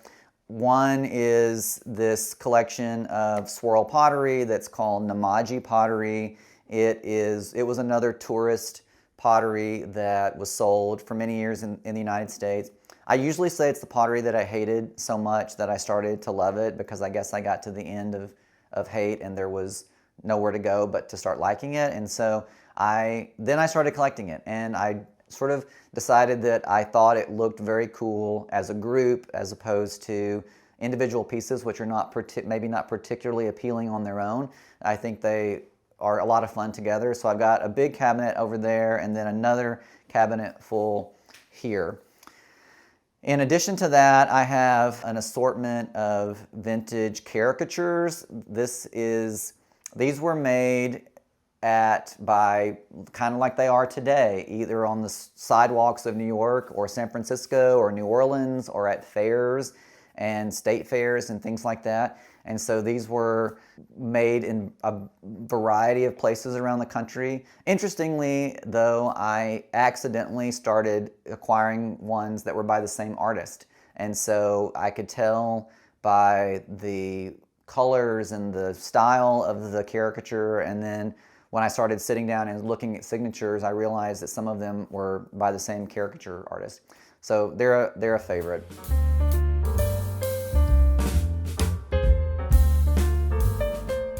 Now we're in my kitchen, and the kitchen was particularly a little bit of a challenge for me. I've never really decorated a kitchen or been able to decorate a kitchen. And what I wanted in a kitchen was something that looked old. I mean, I think I wanted sort of I'm not sure I achieved it, but I'm a big fan of the unfitted kitchens that you see in European homes that have been there for a long time and have a combination of cabinetry and freestanding furniture. And so originally I'd planned to gut this space and start over, but that just didn't make sense, because I don't feel like a person that should have brand new cabinets, especially since I'm playing with crazy colors and bright colors and sort of unconventional things in the kitchen. So ultimately I kept the footprint of the kitchen the way it was. This house was built in 1977, and so I think the footprint of the kitchen is pretty much as it was when it was built. The prior owner, I think, added a few of the upper cabinets in the dinette area, but otherwise everything seems original. And I kept the countertops that the prior owner had installed. They were the color is kind of similar to the concrete floors that you see in the house that we did a grind and seal on. It was kind of a happy accident that those floors turned out kind of interesting and that the color kind of matched the countertops that were in the kitchen. I did, however, change all of the appliances, and I changed all of the hardware on the cabinets. I relocated the knobs for the cabinets. They were center mounted in the cabinet door, which was a very 1977 thing to do. And so I actually physically did all that myself. I painted all the cabinets in the kitchen. I had professionals for most of the house, but in here I kind of decided that I needed to do it myself because I kind of wanted to experiment with colors. And so I spent maybe 6 weekends in a row taking all of the cabinet doors off and putting on new hardware and painting all of the cabinets. And so it kind of took on a little bit of a Mexican feel in here, and not the least of which of the reasons why is due to the backsplash that I had installed. And so the backsplash is obviously very colorful. It is a terracotta tile that is from Mexico, and when you order it, when you just get a box of a variety of colors, you really don't know how many of each color you're going to get or what you're going to get. And so they're also all slightly different shapes. And so the tile guy who installed the tile was very diligent in trying to make them as square as possible. And then he was very good at tolerating me being about a few steps in front of him, laying out the colors in the pattern that I wanted on the wall so that not too many of them were side by side and that sort of thing. So I would lay out the tile and he would work for an hour, and then I would come in and he would be caught up to what I had done, and so then I would lay the tile out some more. So he was very tolerant with that, which would probably be annoying to a lot of contractors. I also changed out the sink and did a lot of brass hardware in here. One thing that's challenging about using the existing footprint in a house, and this is probably a no-brainer, is that it's a little bit of a needle in a haystack to find appliances that fit in the existing spaces, especially if you're looking for a particular color or finish. And I really fell in love with the black stainless steel and the brass accents, but the manufacturer of my refrigerator and dishwasher did not have a 27-inch double oven. So I had to find a different double oven that was complementary to those colors to fit there. And then I had a gas stovetop put in where it was electric before. So kind of had fun doing the kitchen and continued the black caviar walls in here as well. And then have a collection of, a new collection because I've been buying it recently, these Mexican small plates that I've hung around the top of the kitchen. Okay, so adjacent to the kitchen is a pretty typical dinette area, and I have breakfast. This is where I have my coffee every morning and watch the news on my iPad. And I wanted a table in here, but I kind of wanted to mix it up a little bit. So this is another example where I incorporate something very modern with these sort of older things. This is a tulip table from Design Within Reach, and I've paired it with a couple of chairs in white. These green chairs, wooden chairs, I bought at the Canton Flea Market outside of Dallas, Texas, many, many years ago, and have never really used them until now. So on the table, I've got a variety of these what are called caged glass pieces. These are Mexican made. It's another sort of brutalist design that I've been a fan of for a while. So I've got a number of of these in different colors of glassware and pitchers and vases. And so I just think they go well with the aesthetic in the kitchen. This is new dinnerware, kind of in a similar color scheme as some of the older Mexican pottery.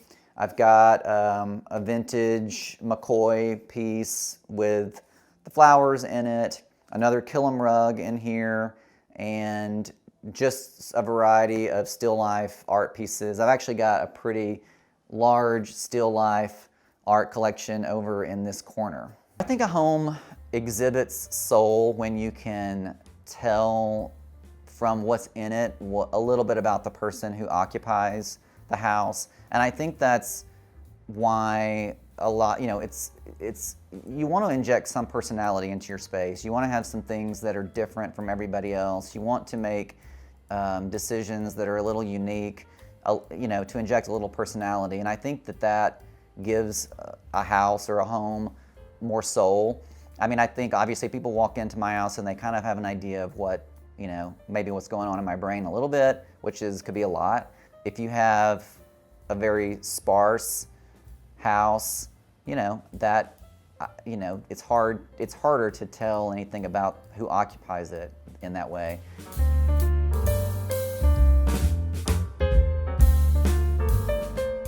So this room off of the entryway, I call the library. It's because it had these built-in shelves, and I think the former owner used it as a bit of an office.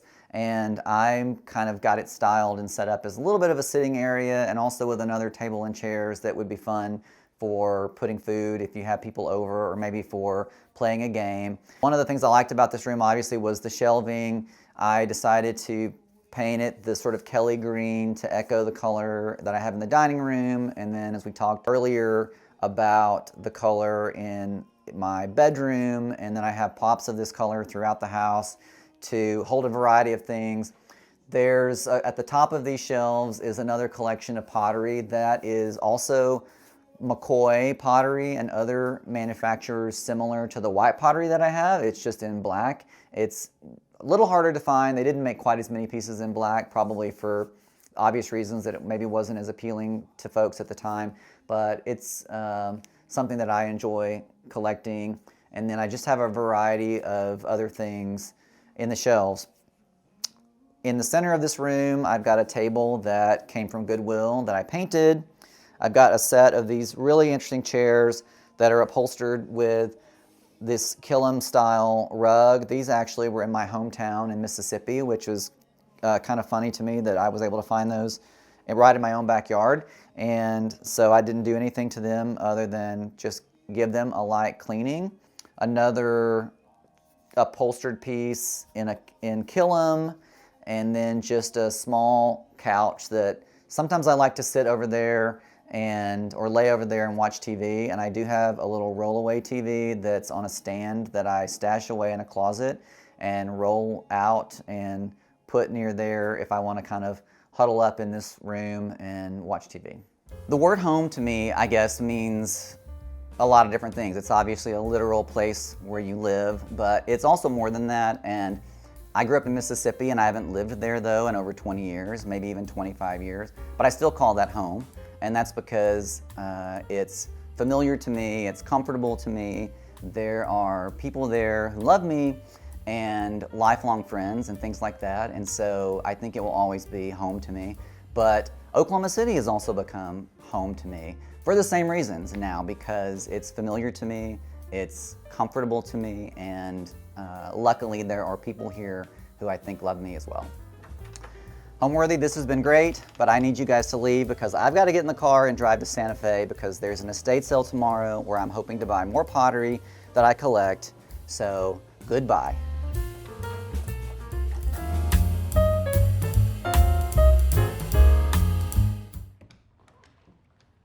Hi, Homeworthy. I'm Tiffany. Welcome to my home in Dallas, Texas.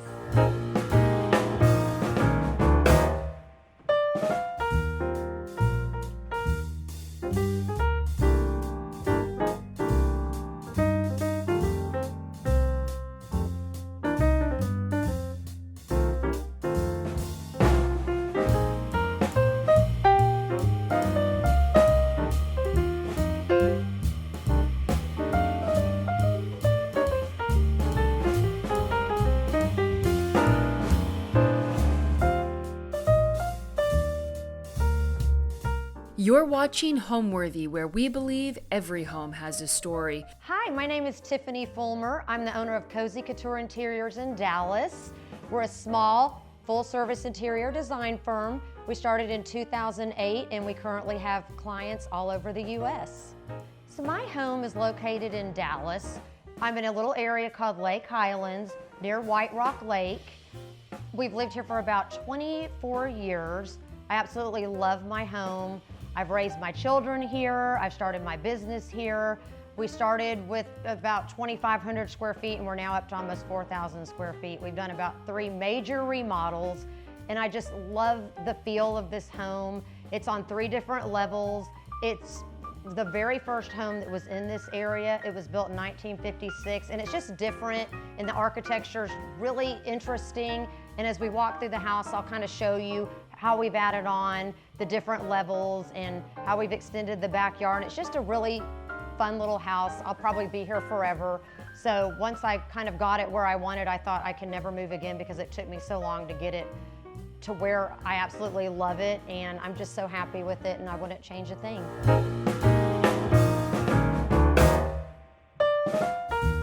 Welcome to my formal living room. This room has so many special things that I just absolutely treasure. And let me just go through and show you some of my favorite things that we've collected through the years. This is a very special lamp right here. This is a Murano glass lamp from Italy. I just love it, and I ordered it years ago when I was there and it came in. It was very fragile. I don't know how it made it here, but it's one of my favorite things that I have, and it's just so special and I just adore it. This right here is a vase that I bought for probably $12 in an antique store one time, and it is absolutely fabulous. I don't know who priced it or why they thought it was so inexpensive, but it just goes with my decor and it's so special and I love it, and I just put it right in the front when you walk in because I just think it's so beautiful with the rest of my decor.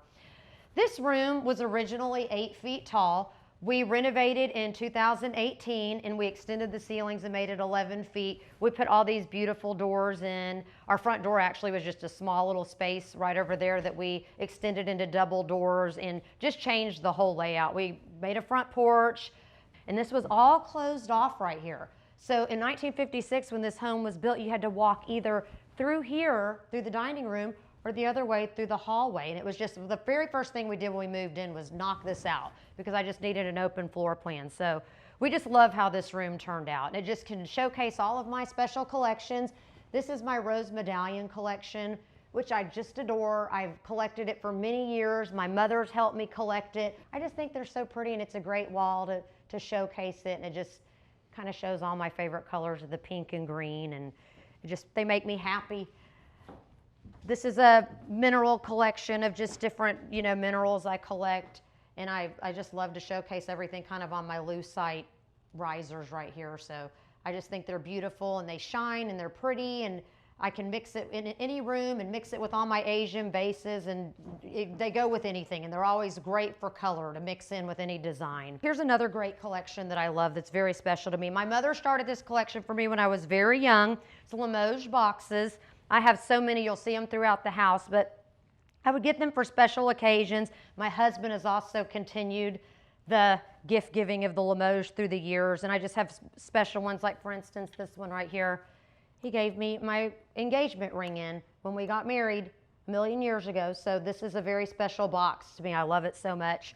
One of my friends just gave me this. Our family's from Sicily, and this is a Sicilian box she recently gave me for a big birthday that I just had, and I just love it so much. So they're really not special to anyone but me, just because I know what each one means. I have all my kids have their little baby shoes and little carriages, and just everyone means something special. So I just love to have them here. I sit in here all the time and I just look over and I love them. This table is also very special. I have a lot of my grandmother's things, both my paternal and maternal grandmother. I got some great pieces from them. And this piece right here was my grandmother's that she bought in Italy many years ago, probably in the 60s. And I never really noticed it when it was in her home, but after she passed away, my uncle said to me, you have to take this table because it goes in your house, and I put it in here and I just think it's perfect. I love it. So it's so special. This is her tray. And so it just means so much to me. And I love looking at it. And I just think it fits with my decor. It's just beautiful in here. You will see through, as you walk through, are just, beautiful fabrics. I love texture fabrics. I love to mix anything chinoiserie. I love a lot of, rose medallion mixed with other patterns. And you'll see, old and new pieces of Asian as you walk through my house. This piece right here, my mother painted, and I just love it. It's not anything extraordinary, but it's beautiful to me, and I think she did a great job, and she signed it. And I have a couple of pieces from her from when she did her little painting class. So I just love to see it right when I walk in the door. And she painted it probably 25, 30 years ago, but the colors are perfect in here. So we love to all look at it, and it shows from every room in the house. So it's very special. So now we're going to take a look at the dining room.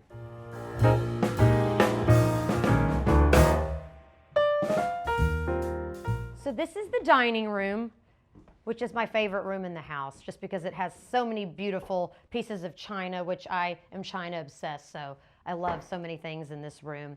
I want to start by talking about these pieces on my table. My mother and I have collected these through the years. This is Majolica, and they're from the 1800s. They are all mixed plates. Each one is a little bit different. They have all been found through auctions, antique stores, on different traveling trips, and we just love Majolica, and you will see that it's all over my walls. I like the aqua Majolica with the green, and most of these have been collected through the years.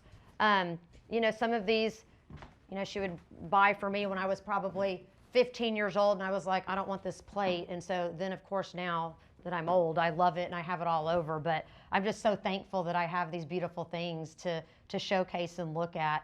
I do have to mention my Aunt Gina has made all of these beautiful flowers.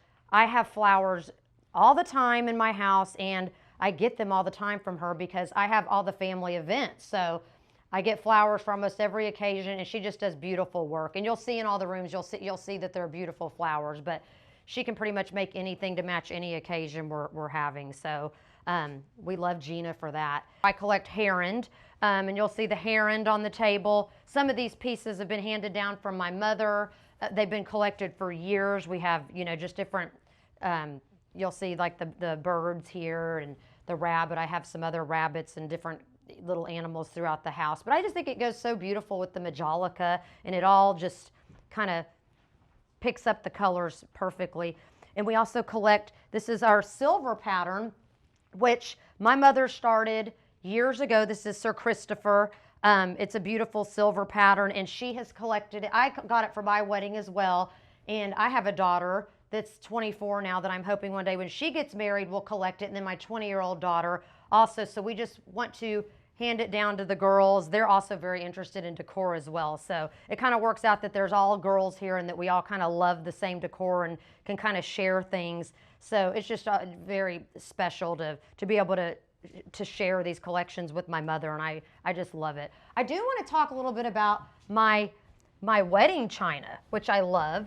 This piece, I have to say, is one of my favorite pieces. This piece over here was from the 1930s. It is a buffet that a friend gave to me years ago, and I looked for a china cabinet this is very narrow here, and so I had to look for this piece for 2 years to put in this small space, and I found it in Oklahoma for $40 online, just on like Craigslist. And I called my guys that helped me move everything, and I said, you have to go down and get this piece.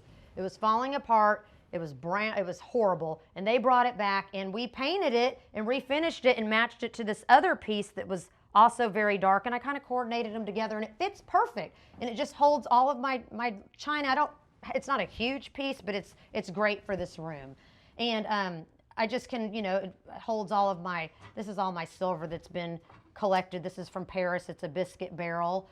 These were beautiful, beautiful Italian glasses that were my grandmother's. When she passed away, I said, I'm getting those. I want these glasses. So I just think they're absolutely beautiful, the Sicilian glass. You'll see these. This is another steel that I found once. This is Limoges, and I found it at an antique store. And these plates were probably, I don't know, $20 a dish, and they're Limoges, and they're beautiful, and they're old. They're kind of fading, but They just look perfect. And you can put it on any piece and it looks good. I love to mix china. I love to mix patterns. So you can just put it on there. Changes the whole table. Looks beautiful. I love it. With my wedding china. This is my wedding china, which was Lady Carlisle.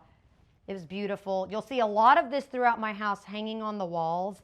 And look how beautiful to mix that with it. I just think it's gorgeous.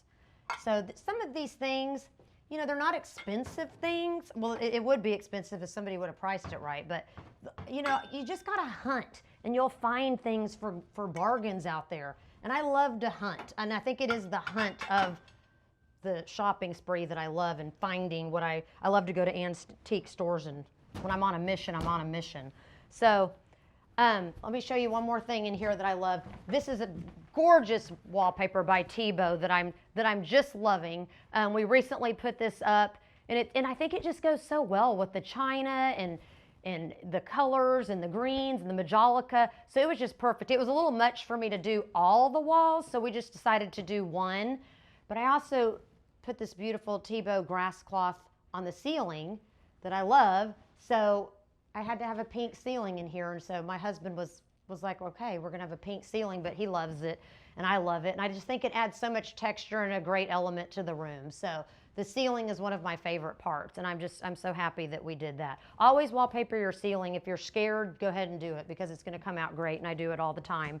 And people just love it. So I feel like if there's something that you want to try and do, call me and I'll talk you into doing it for sure, because I love to take the risk of mixing any decor. The thing I think that I originally loved about this house was it had such a great feel when you walked in, such good bones. It had so many original little built-ins that I've kept. I tried to keep the little nice architecture and the character about the house from the 50s. I've changed so much and I've modernized quite a bit, but you'll see that it has the original brick floor, the original fireplace, all the little cute little glass built-ins in some of the original bedrooms. An architect actually built this home, and it's very interesting because our upstairs master was an original drafting room for the architect, and we converted it into a bedroom. We made a closet. It's not a huge master closet, but we did make a fun little closet out of his old, you know, little architectural room up there. So it just has so many neat little spaces. We also converted our garage to our lounge, which is a cozy little bar downstairs, which I'm excited to show you. And we spend so much time down there. We've had numerous parties, huge gatherings. It goes right out to our outside little outdoor living space we created. It's just a great little floor plan. So I think that's what I loved when we originally found the house.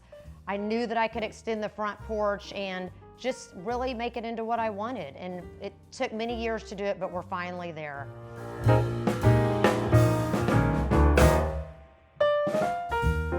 This is my family room. We spend so much time in this room. We're in here almost every night. And one thing I do love about this home is there are 3 great living areas, which I originally told you about the formal living. We have, which we call the den, or our family room. And then we have the downstairs bar, which is another family room as well. But this space is just right off the kitchen, so it's a great space. We left a lot of the original, you know, floor plan and things in this room. Like, I don't absolutely love this brick floor. It's an original floor, but we left it just because I wanted to leave something original. Here I had a big time soccer girl, so this was a good floor for my soccer girl to kick the ball through and run through with muddy cleats and everything. So we just kind of kept it as is. I also have a lab and a German Shepherd, so these floors are great for when they come in, and they just get hair everywhere and it's easy to clean. We do make custom upholstery as well. So this is just some of the custom pieces you'll see throughout my house. The sofa, you know, we can, you know, make anything, any shape, any design, any fabric. This is the original fireplace, which was a very dark brown, and we ended up just painting it white. And this is kind of a weird mantle because it's very shallow. So, you know, I found these vases one time at an antique store here in Dallas. I just think they're beautiful. They match my home so wonderful. It's all my favorite colors, and they're just beautiful. I think they were from a Chinese export era, and they're just a great little find that I came upon. But I picked up all of these pieces of art in Italy, and this one I got in Paris. And they're just inexpensive pieces of art of just painters off the street. These pieces were probably, you know, $25, these original little oil paintings, and I love them. I just kind of framed them myself and bought frames off Amazon. You'll see a lot of do-it-yourself stuff in my house because I'm a bargainer. I love this piece. I feel like it's very different. You don't see this very much. This is kind of, you know, a special little piece that I got this on an auction on eBay, and I love the colors. I love the bird. I love birds. You'll see a lot of birds throughout my house too, but I just love it, and it fits perfect here. And I just look at it at night when I'm watching TV, and I look over and think, God, I love that piece, and it was such a great little find on eBay, and it's just cute in this room and picks up all my colors. So it's a special one to me. So let's talk about a few little pieces on my shelf here. This is just some rose medallion vases I have found. They're going in little different antique stores and finding little things that I just love rose medallions. So every time I'm on a trip or somewhere and I'll go to like a little, you know, booth or something, and I have to go no matter where I am to walk in like a flea market or something, and somehow I always end up finding a piece. But I think it goes with every pattern in my house. This head, people always walk in my house and they're like, why do you have this head? This is a Sicilian head that I bought in Taormina in Sicily when we went to visit our family one time, and they're famous there and they're made there, and they just represent the Sicilian women, and so I just had to buy one, and I like it. You can put flowers in it, but she just lives up there on that shelf, and we just love her a lot and look at her all the time. But I love books. There's more Majolica you'll see up here that's just hidden in little shelves everywhere. This little piece right here was a little 15 or 16-year-old girl just recently made this piece for me. And I love it. She drew that for me, and I just think it's so special. It's my home, and it's one of my favorite things, so I just put it up there on the shelf. But I just think it works perfect in this room. So if we love things, we put it out. We don't really care if it's $2 or something expensive. We will showcase it if we love it. So this room just makes me feel happy. So this is a really fun little piece. This is a Hermes scarf that I framed. I just literally framed it in there myself and glued it all in there. But it's just, I have a couple of neat scarves that I like to put in frames throughout the house. And this is just one of my favorites that I got for, I believe I got this for like my 40th birthday. And I just think it looks great here, and it picks up all my favorite colors again. So it just is a great little addition to this family room. And I also have these other two scarves that I also want to show you that are so nice. And my mother, she worked at Neiman Marcus for many years, and she was a personal shopper there. And these were two of her scarves from the 70s that she wore that she gave me, and I just love them so much. I think they're so pretty. They're kind of retro, you know, and they just work as great pieces of art. So that's another thing. If you have scarves laying around, use them as art and put them in your home for color. They make great decor. So I just think they look great wherever they are.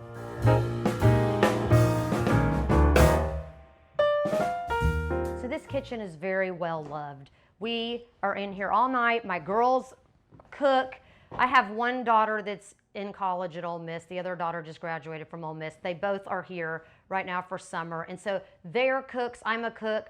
My family, we're all big cooks. So this kitchen is used every night. We eat dinner here as a family.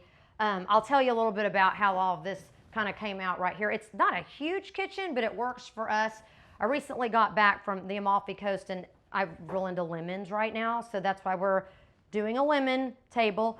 This is, you know, a Schumacher tablecloth, and citrus garden, which I love, which is always going to be one of my favorite patterns. But I use these beautiful old Spo dishes that I got when I got married that I found, and I just thought I'm going to use these on the tablecloth. And my mother, when she got married 55 years ago to my dad, got this yellow cabbage, which is very hard to find these days. And so I took it, so it's now mine. But I thought, I'm gonna use this on the table, and I just think it looks beautiful. And Gina did us a beautiful arrangement. I love this whole just the vibe. The yellow just makes you so happy. It's a happy color. And originally this was a laundry room. When we bought the house 24 years ago, we had a washer and dryer in here. It had old, gross doors. We knocked it all out and built this great coffee bar a couple years ago, which has also become a bar. But we get our coffee here every morning.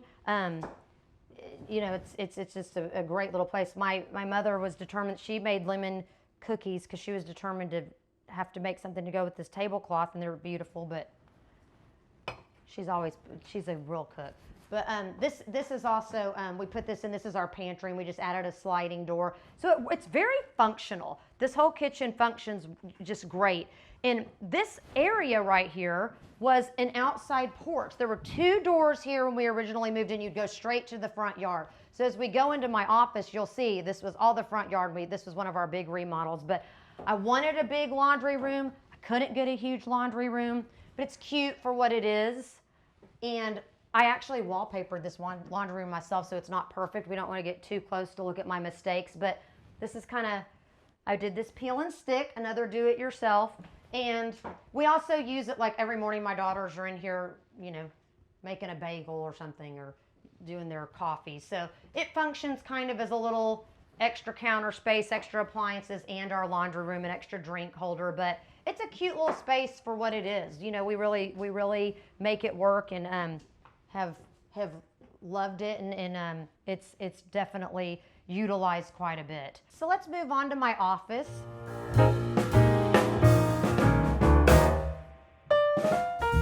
So this is my office, and I work in here every day unless I'm out on an appointment or traveling somewhere.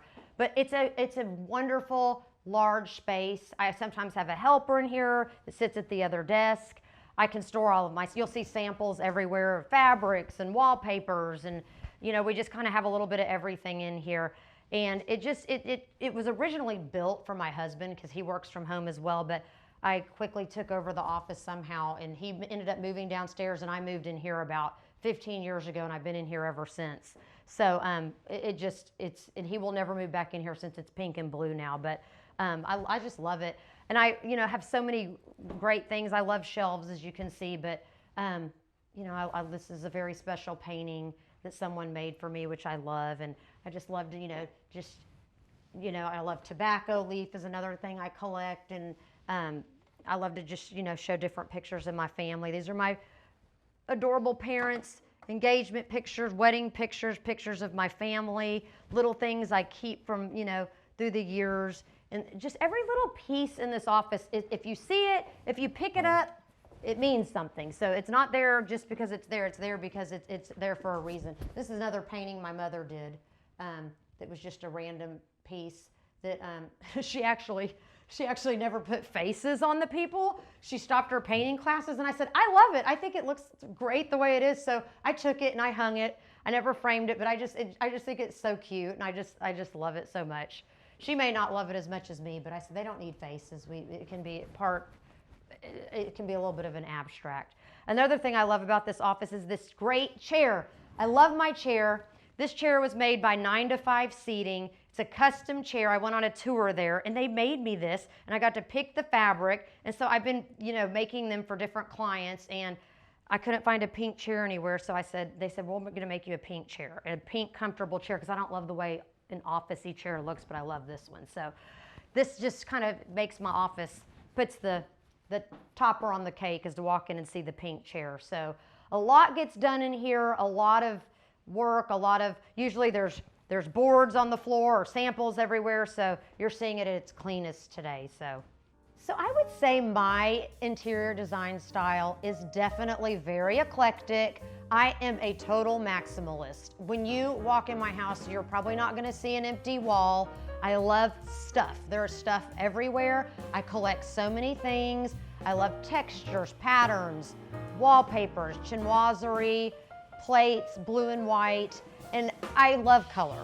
You'll see a lot of pink as you go through my house. I'm not afraid to mix any type of patterns, and I love to travel, and I love to pick things up when I'm in Europe, and you know, maybe I'll find like a $5 little postcard somewhere and I'll frame it and get a little collection. So there's just so many little special things you'll see as we walk through that are just special to me and our family, and, you know, have special little memories from our travels or just different times in my life. And I have a lot of collections that my mother started for me as a small child. My mother collects everything, and she is probably the original person that taught me so much about design and got me into design, because I, you know, started getting collections and going with her on home tours and things when I was about 5 years old, and I just got interested at such a young age that I kind of knew that I was always going to get into this, and I just had a love for collecting and antiques and all the things you'll see. So I think that, you know, it's been a long process, and I definitely carry out my designs through my client's home. I'm probably not going to be someone you're going to hire if you want a beige or black and white house. You're definitely going to use Cozy Couture if you want color. So I am known for my heavy patterns and colors for sure.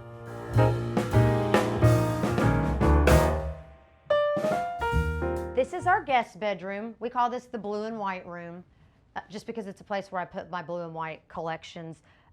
This is a neat room because it's old. It's still pretty much like it was in the 1950s, you know, built in 1956. These are all the original built-ins. You know, they're not in the best shape. They've probably been painted 20 times, and they have little dents in them, but that's okay. We grass clothed it, and we made it as cute as we can. This one over here actually has a desk inside that you can pull out, and so it's really neat that, you know, all the detail from old homes that you just don't find today. And that's what I loved about this home. These are the original, you know, built-in dressers. All three of the downstairs bedrooms had these original dressers, which I love. And I just store a bunch of stuff in here. But this room is a great room. It's not used that much, but it's pretty. I like to come in and just kind of look at it, and it's kind of a serene, nice feel with the blue and white. Has some old, you know, chinoiserie type plates I've collected through the years, some of my Asian plates, and I also mix it with, you know, English patterns. So I mix all of my blue and white up. These are English, you know, different terrains. There's more heron here that we've collected. So we just like to display, you know, little things we pick up here and there. This silver right here is, you know, some beautiful silver. This is from Spain. These are silver pieces that were old. Found them at a flea market and polished them up, and they're gorgeous now. So anything you might find that you think, God, that is old, look how pretty it can be, and you can just turn it into something very special. So it doesn't have to be expensive. If you like it, get it and, you know, display it somewhere. So this room is, you know, really just kind of a room that's just left like this all the time. When my kids come home from college, it's a storage room. So you don't want to see it in other times, but today it's okay to look at. So let's move on to my daughter Savannah's room.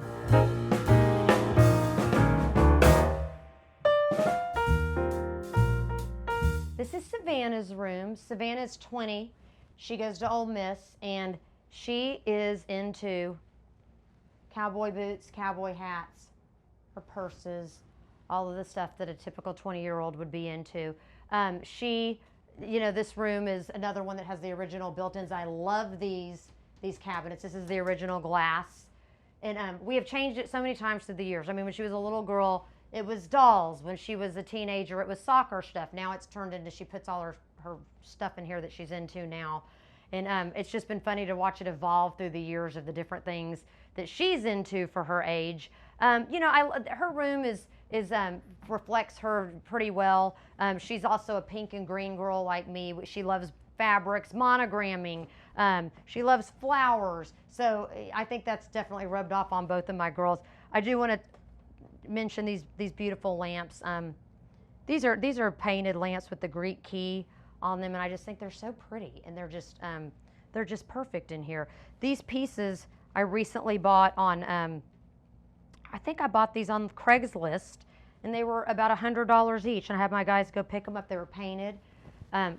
Got them, you know, a few months ago. We needed some new nightstands, and they're just, who knows how old these are. They're probably from the 70s, and they painted them white and refinished them, and they're great. So I know she's gonna, you know, change out her furniture and not be here much longer. So I just wanted something, you know, to put in the space. And I just this room is, it's small, but it works very well for her. My other daughter, Scarlett is 24. Her room is unfortunately not going to be on the tour because she has so many things everywhere that I couldn't get it together. But Scarlett also loves the same kind of things as Savannah, and loves the cowboy hats, cowboy boots, and you know, they're big girls that like to go down to Fort Worth and the rodeos and all that. They're total Texas, Dallas girls. So now let's move down to the bar and lounge area.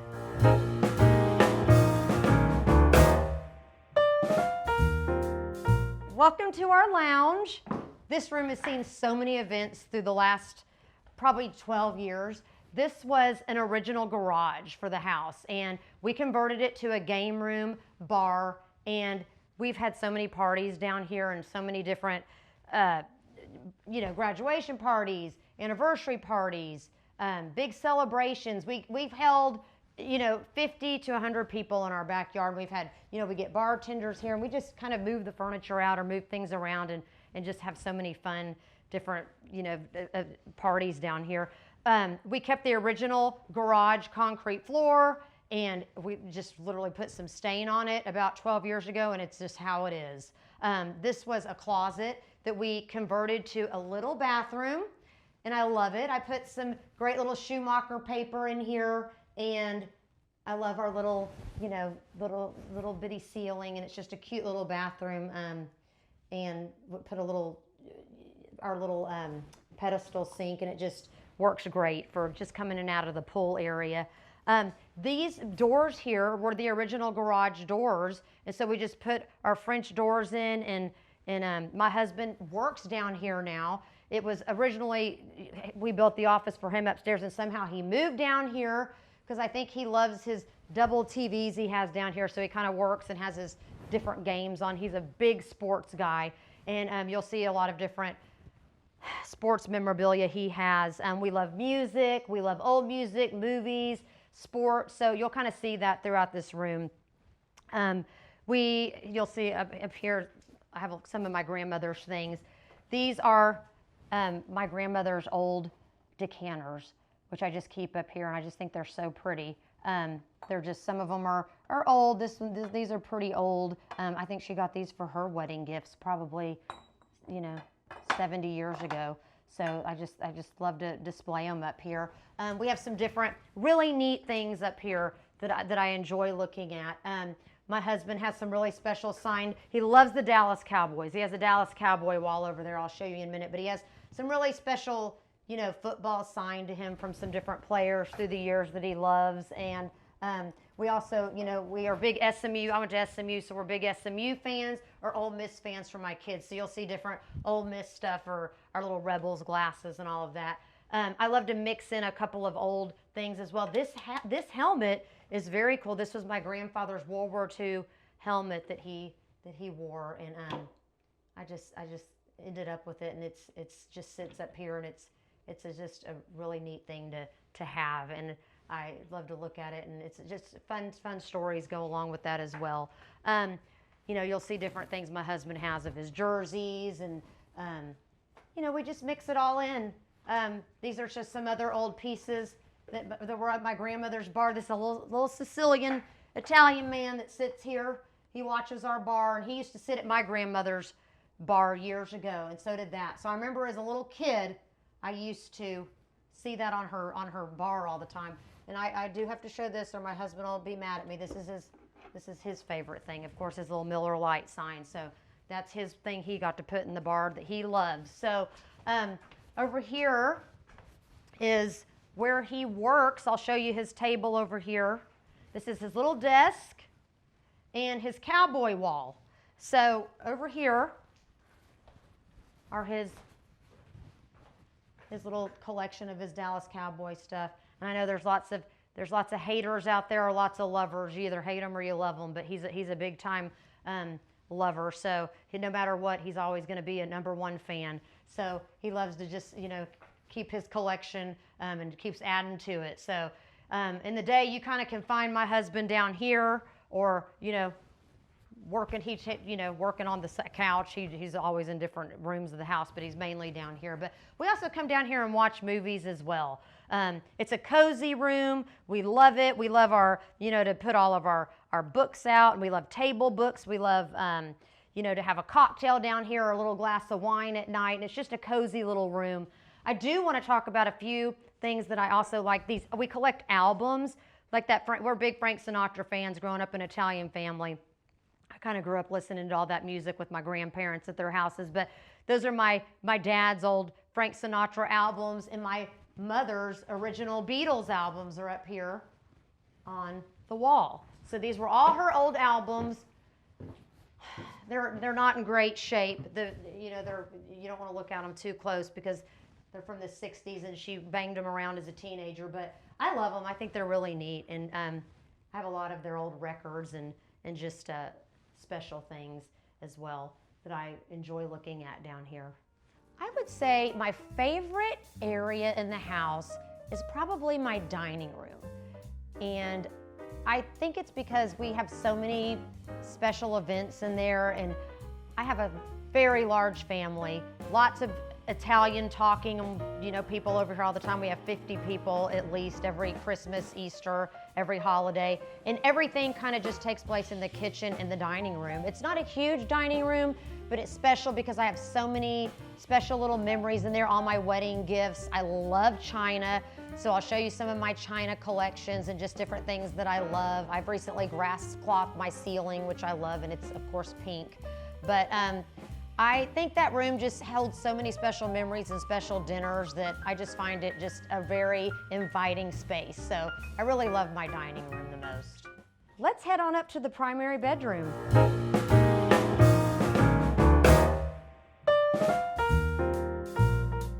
Welcome to my primary bedroom.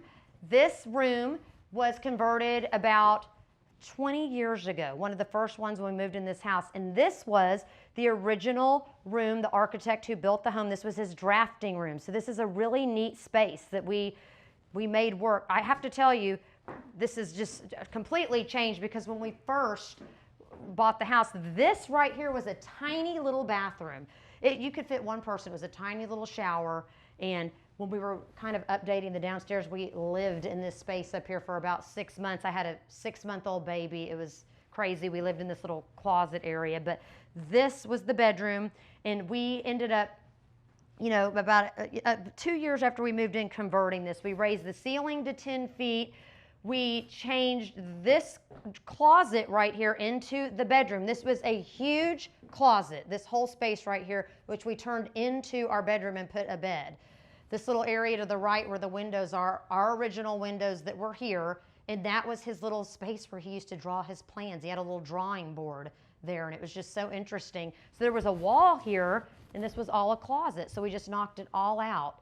Let me tell you about a few interesting things in this room that I really like. First off, I wanted something really fun above my bed. I've changed it numerous times throughout the years, and I just had extra pieces of this wallpaper, so I just framed it. I think it looks so great because I wanted to bring some bright green in, and I love it with the blue headboard, the Schumacher pillows, and these blue and white lamps. And I had a bird that was this bird that I got probably like a Christmas or two ago, and I just thought, oh my gosh, it looks perfect with that wallpaper. So he now comes up here and lives on my husband's nightstand.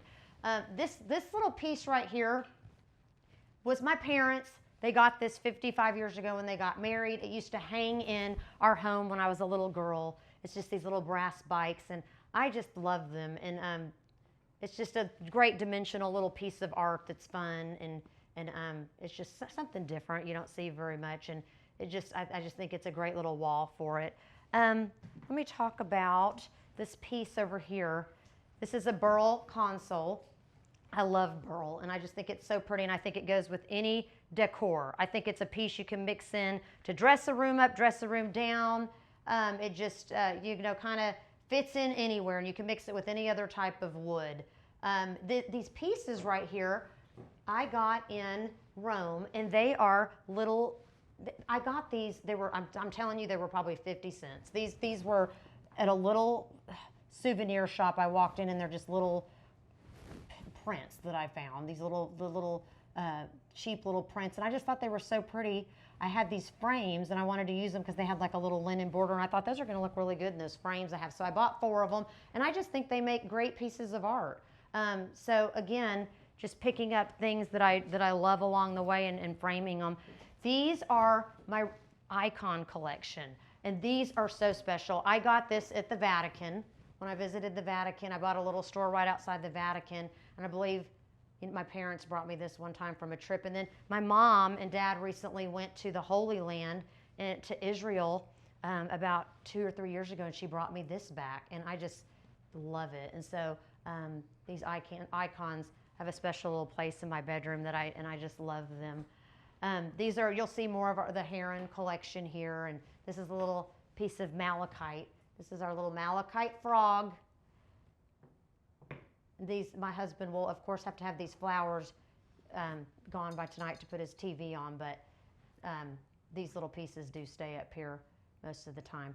So this little piece is a really neat little barley twist table. It's very old. You will see it's very scratched up. It's been, used continuously through the years, but it's something I really love. It's from the 1860s, and it's, probably break if I move it one more time, but it all comes apart, and you can make it a very small table. But it's a great little piece that was handed down to me that I love so much. And this is our little Lalique tiger, or actually it's not a tiger, it's a leopard. It's either a cheetah or a leopard, but it's just a very special piece that I love and was given to me by my parents. A special gift. So he sits right here and stays here by the side of my bed. But I love this piece, and I'll probably keep it forever. Even if it falls apart, we just keep fixing it. It's all different levels, but I love to think about what it's been through the last 125 years, but I ended up with it, and I love it. So let's move on to the primary bathroom. So this bathroom was the bedroom that the architect had upstairs, which we converted to the master, probably 15, 18 years ago. We knocked this whole bedroom out. We built a closet over here. It's not a huge closet, but it's as much space as I could get, and we make it work. But it works for us. We've renovated it a couple times. It's probably going to be time to do it again in another year or two, but it still looks good. And I've changed it. I've changed the brass fixtures through the years. I've put the white marble in. This is a visual comfort chandelier. I have a lot of visual comfort throughout my house. It's always my favorite lighting. So we really love this bathroom. It gives us a lot of great. It's a great space for us. So let's take a look at my closet. So my closet was done by California Closets probably about 4 years ago, and it wasn't a huge space, but I think it was designed very well for what it is. They put in these great shoe racks. I love, I have all my space for my shoes. It goes back here a little bit, and I have my different racks for my clothes, and all my purses fit really well, and I have my dresser. So, I never would have thought you could get this much in this space, but it ended up being great for us, and I love it. And I kind of like the dark moodiness of the dark lighting. So we've really enjoyed having it. I would say my go-to design tip would be, do not be afraid to mix your styles. So many young clients I work with today are like, I can't put more than 2 things on this coffee table, or I feel like it's too close to this book, or do I put something on my book? Do I put something on this shelf? If you have the space, put it out. And if you love it, use it. Do not worry about mixing things together or which style goes with what. You will see so many different things in my house that probably don't work together, but I love them and I use them.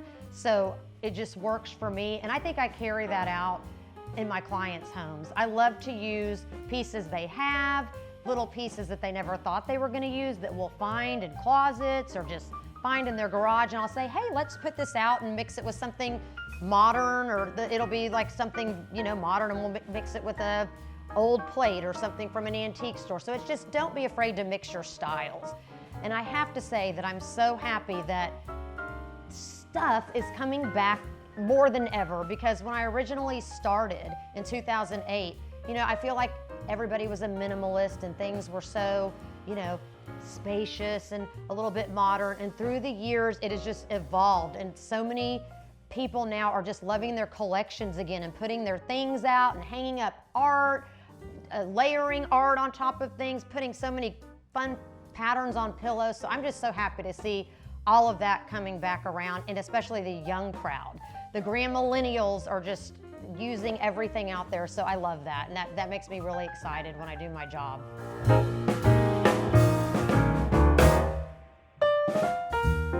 So this is the backyard, and it's gone through a couple of different renovations throughout the years.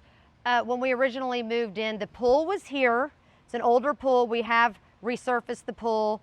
You know, we've added different, you know, we've added a whole outdoor living space out there with an outdoor kitchen. We've added turf.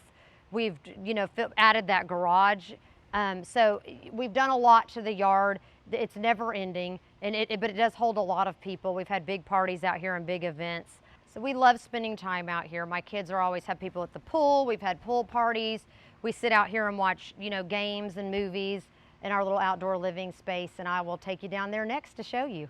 So this little area used to be the driveway up from the alley. You used to turn up here and drive straight into the back of our house, which is the lounge that I told you about earlier with the doors you would drive right in. So we have built all this and added the garage next to it. And it's just such a nice space, because in Texas and in Dallas, we're up to 100 degrees and it's hot in the summer. So it's so nice to have a covered space. So, and it's very cold in the winter. So we built the fireplace. We did this project back about 15, 18 years ago. And it's just, we have used it so much and just had so many different, you know, parties and events out here. And we're out here quite a bit. We watch TV out here. The kids have their friends out here. So we just love it. It's one of our favorite places in the house.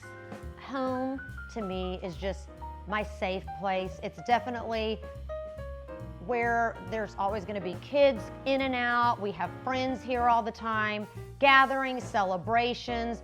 I want everybody to be comfortable here. I've never been one that, when my kids were young and running around, that they couldn't touch things on the table. People always used to say to me, how do you have all this stuff out with your kids? And I would say, you know, my kids just don't touch it. I have a major soccer player that would kick the ball through the house and run in with sweaty soccer shoes and skate through the house or whatever they were doing. At the time, I have 2 girls. So, you know, it just never bothered me. And I just want home to feel comfortable. And I want to have people just in and out and never feel like they have to be, you know, they can just kick their shoes off and just do whatever they want when they're here. So home is definitely a place for relaxing, celebrating, and just being with family.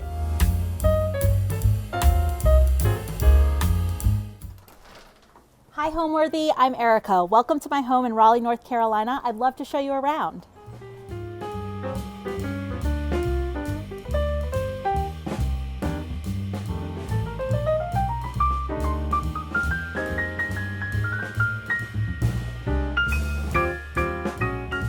You're watching Homeworthy, where we believe every home has a story. Hi everyone, I'm Erica Vaverka. I'm in Raleigh, North Carolina. I sell vintage home decor online on Instagram through Dogwood Interiors, but that's not my primary job. I also work full-time in business development for a research nonprofit, and I've spent almost my entire career working in nonprofits. My style is grandmillennial meets traditional with maximalist tendencies. So grandmillennial is a style that's really popular right now. It's lots of bright colors, needlepoint, blue and white, chinoiserie. I've always gravitated toward that. I consider blue and white a neutral.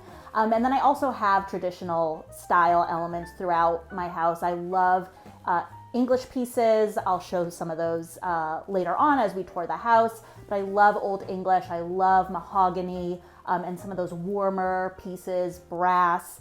And then I'm a little bit of a maximalist. I like to think that I'm organized chaos, but I love stuff. And I love decorating my home and filling it with collections. If I have a console table with an open bottom, I'll have something on the top, put something on the bottom. So my style has really evolved over the years and in this space. And I feel like it finally feels like me, and not just like me, but like my family too.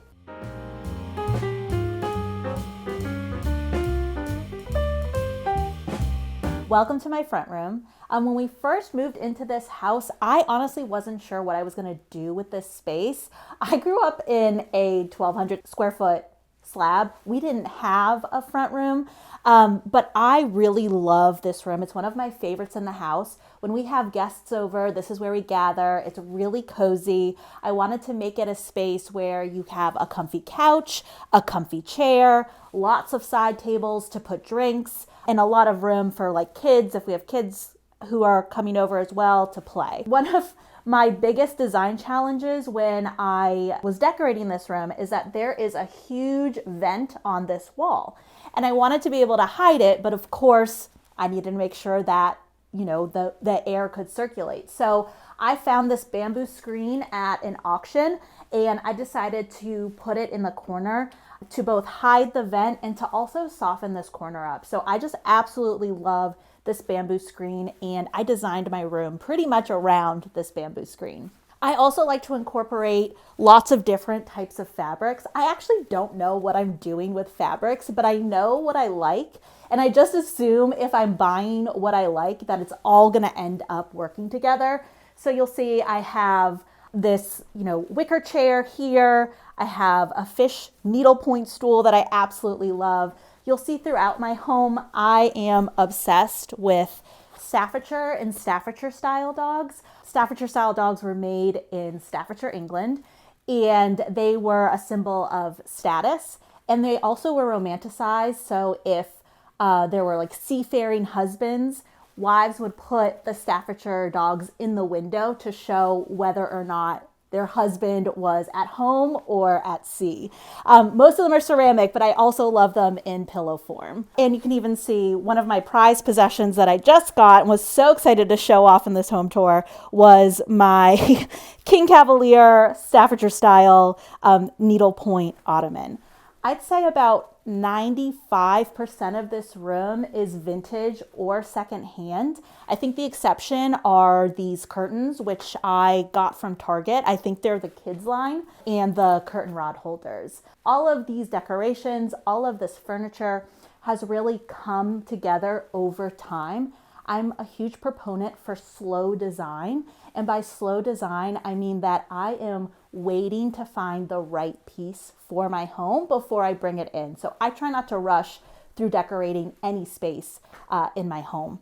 And one of my favorite pieces is this Chippendale couch. I found it at an antique mall around here. I absolutely loved it. It was above my budget, but it was there for 9 months. And I ended up asking the antique mall if they would give me a discount, knowing whether or not they said no or they only took $5 off. I had to have this couch. I absolutely love the fabric and really find it to be a centerpiece of the room. I love decorating a coffee table. When I'm decorating a coffee table, I like to put a lot of books on there. It really helps cover up the blank space. I always make sure I have coasters, a little box to hide all the odds and ends, especially when guests are coming over. Really, when decorating, I think about what do I need to be able to hide and what do I want to display? And I always make sure I have little storage everywhere to just basically shove things in when I need to make a room presentable. I also love to incorporate plants and candles into my coffee table as well. So there's enough space here still for someone to put a coaster in their drink, but it's still much like any other part of the room, a decorated space. And I have, you know, young kids, and people always ask me, how do you keep your coffee table decorated and have 2 young kids? And especially when they were younger, I would just move everything off that was breakable during the day and then put it back at night. If it's not breakable, it's not a problem. They can play with it. I also love these bookshelves. These built-ins were not a part of the home when we first bought it. I was inspired online, and my father-in-law and husband actually built them. I probably drove them crazy because my style evolved while they were building them. Originally, they were supposed to be like IKEA cabinets across the bottom, but instead I found this beautiful piece of furniture that I wanted to put there instead. And I absolutely love decorating bookshelves. To me, decorating bookshelves, the way my mind works, it's like a puzzle that I'm putting together. So since this is a more formal sitting room, I wanted to have a monochromatic look with all navy books. These are all books that I found at the thrift store, estate sales, some online auctions. And so I wanted that monochromatic look, and then to just display a couple pieces that I love on either end of the shelf. So I love chinoiserie, as I mentioned. I have a beautiful Rose Canton jar up on the shelves. I have more dogs, art tucked in too. And then of course, you know, I want this room to be functional. I also have a little basket here where I just tuck my blanket away because I want this beautiful couch to really shine. One recent find that I had, this room looked totally different a couple months ago, which isn't unusual for me. I always joke that I need to finish decorating a room so I can immediately start redecorating it. But I found this Theodore Alexander console table at auction, and I fell in love with it because it had these swords and like a little gallery tray around the back, and then brass lion heads in the back here. So I absolutely had to have it. I told myself when I won it at auction that I could always sell it if I didn't find a space for it. So we shuffled some furniture around, and I just absolutely love how this looks in the dark burl mahogany on it. I think this is also a great example of some of my styles mixing together. I have these French antique urns, which are a little bit more traditional, mixed in with my monkey lamp and my blue and white. So I just love this because I feel like it is really representative of my grandmillennial meets traditional, and of course my maximalist tendencies. I have some space down here, so I'm going to put these really cute Staffordshire style dogs that I've already talked about and that I love. My favorite space in my home is probably this dining room because I'm absolutely obsessed with this wallpaper. I would wallpaper every room in my house if I could. I think right now I'm at 4 spaces, so I'm almost there. But I just love this space so much because it's really where I've gotten to put a lot of collections, a lot of my personality in. The dining room is a special place where we celebrate birthdays, holidays. So I just love this space so much and the memories that I'm able to make in it. And also I just love the direction that it's gone and how much it feels like me. All right, now I'll take you into the dining room. Follow me.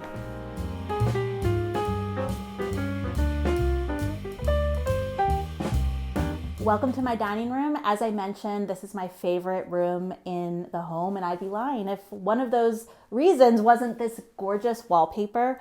When we first moved into this house, the dining room was just a dark blue colored paint. It really wasn't a pretty dark blue either. So I had my husband and my father-in-law wallpaper this room in grass cloth paper, and I swear, as soon as they hung the last paper themselves, it was already peeling off the wall. So I knew it wasn't going to be permanent. And when I found this pattern, it's Hydrangea Drape by Schumacher, I knew I had to have it. I also knew that I had to hire a professional. So I got it hung, and I couldn't be happier with the results. I was worried it was going to be too much in this room, but I actually think it's perfect. I recently had the wallpaper come back because this alcove ceiling was not wallpapered, and I thought it would look so good and really be a statement piece in this alcove, and I'm so glad I had her come back. I had wallpaper remnants, so it really was a couple hours of work, and I love the way that it looks. This is another room where 95% of the pieces are either vintage or secondhand. I really believe in a collected home. I really believe in slow design. And it's funny how things come together because I got this room wallpapered, and then I was at the antique mall a month later and I found this pair of dining room chairs that could not match more perfectly with this wallpaper. And it's the kind of thing where I don't think I could have planned that. And I just love the thrill of finding something that I didn't know I needed that is gonna work perfectly in my home. Another one of my favorite pieces is this china cabinet. It is vintage. It has gorgeous hand-painted chinoiserie landscape along the bottom, as well as etched around the border here. I found this off Facebook. I had my husband drive 45 minutes.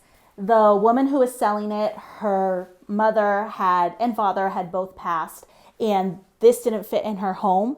And her mom had actually lived on the West Coast and had driven this china cabinet from the West Coast to the East Coast back in the 60s or 70s when this was produced. It even has its original light bulbs, and that's another reason why I love vintage, because while that china cabinet wouldn't work in her home, I am honored to be able to help keep that memory alive and have this china cabinet in my space. And I always think of the woman whenever I see this piece, so it's really special to me. I mentioned that I'm a maximalist, so I love collecting pieces that speak to me and displaying them like in this china cabinet. To me, being a maximalist doesn't mean just finding whatever and shoving it on a shelf. If you look here, I really wanted to make sure that I had some cohesion. So the main items I put in this china cabinet, I decided I wanted to decorate with blue and white, which is a favorite of mine, silver, so I have lots of silver plate pieces in here in particular, and then Staffordshire style dogs, which I love. Some of these are antique, some are vintage, some are newer reproduction that I got secondhand, but I just love how it all comes together. I'm not afraid. If you look closely, you'll see some of these pieces have chips or cracks. I really think that's the beauty of vintage and antique. These pieces have stood the test of time. They're not going to be perfect, and that never bothers me. So I have some pieces in here that are chipped, but ultimately I just love the story that this tells and how this looks like, to me, almost like looking at a work of art. So I absolutely love my china cabinet. It makes me really happy, and I add pieces to it as I find them. These gilt candle sconces are what I like to call a foster fail. I was supposed to sell them in my shop, and there was someone who was really interested in them, and I hung them on the wall to take a picture. And as soon as I hung them on the wall, I said, I'm so sorry, I can't sell these. These are absolutely stunning. They're vintage. Like I said, they're made in Italy. They're nothing I would ever be able to afford if I hadn't found them. I think I found these on Facebook Marketplace. So that's also what I love about incorporating vintage and antique. Lots of times you can find things at great deals you wouldn't be able to find if you were to walk into, a high-end antique store, or if you could find it, you might not be able to afford it. And I just love these so much. I love anything with a bow and tassel detail. This piece is a little bit more of a contemporary piece of art. It is a limited edition print. It was given to us by my husband's uncle, who is an interior designer.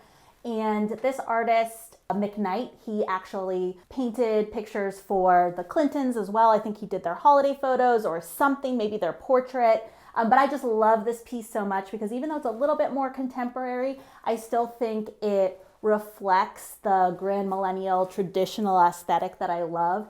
And the gold frame just looks perfect on this wall. So I love this piece. It's such a special piece and one that I'll always have hanging in my home. So I got this table and these chairs completely separately, but both were off Facebook Marketplace.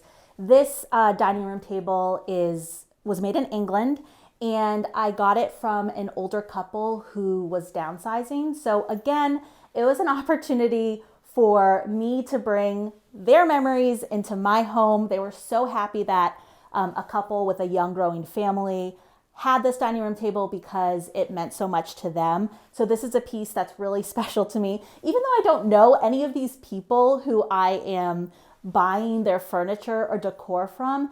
It feels like there's a little piece of them in this furniture, and it just makes it really special to me. So I love this table. It has lots of scratches and imperfections, but again, to me, it tells the story of lots of different meals being had at this table, and I don't want anything to be too perfect in my home, because I want my home to look like there are people who use the furniture, who eat at the dining room table. So I love this table so much.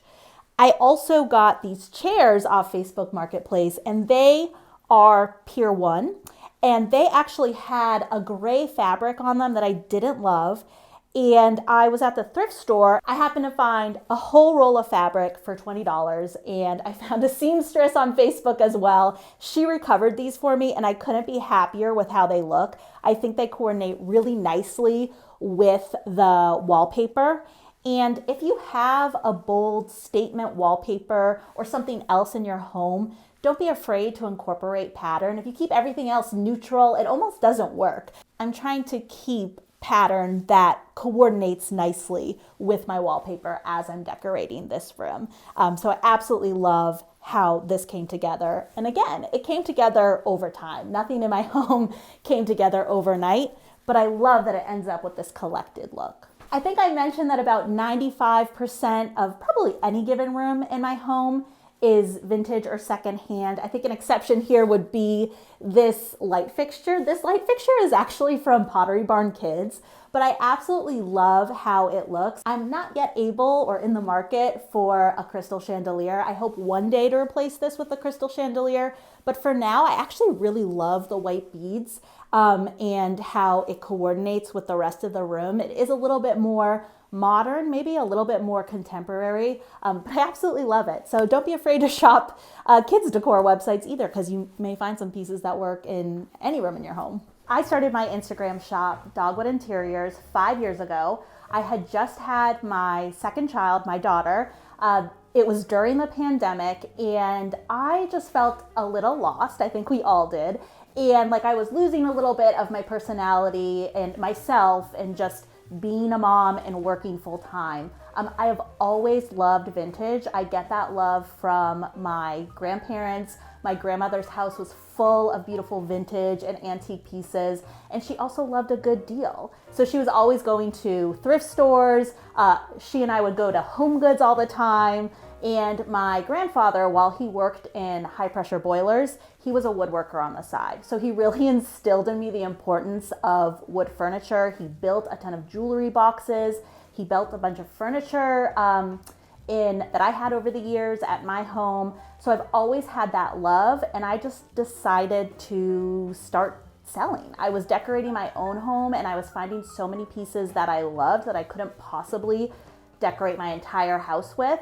So it started with Facebook Marketplace pickups. Because it was the pandemic, I would drive around, pick up things, post them on Instagram, and it's grown from there. I kept saying I would quit as soon as it didn't become fun anymore, and here I am 5 years later, and I really consider it my second business. My advice for beginners who want to get into vintage shopping, because we have the internet, because we have social media, it's really easy to find accounts or to find spaces online that really speak to you.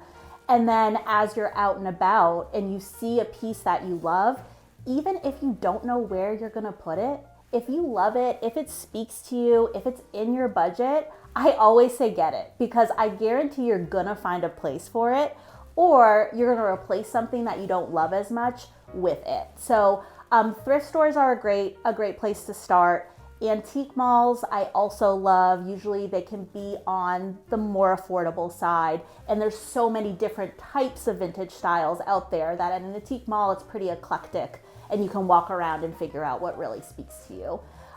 Vintage is also timeless, so you don't have to worry about it being trendy and going out of style. I think right now where we are, there is vintage styles showing up in Target. You can get faux oil paintings. You can get faux brass pieces.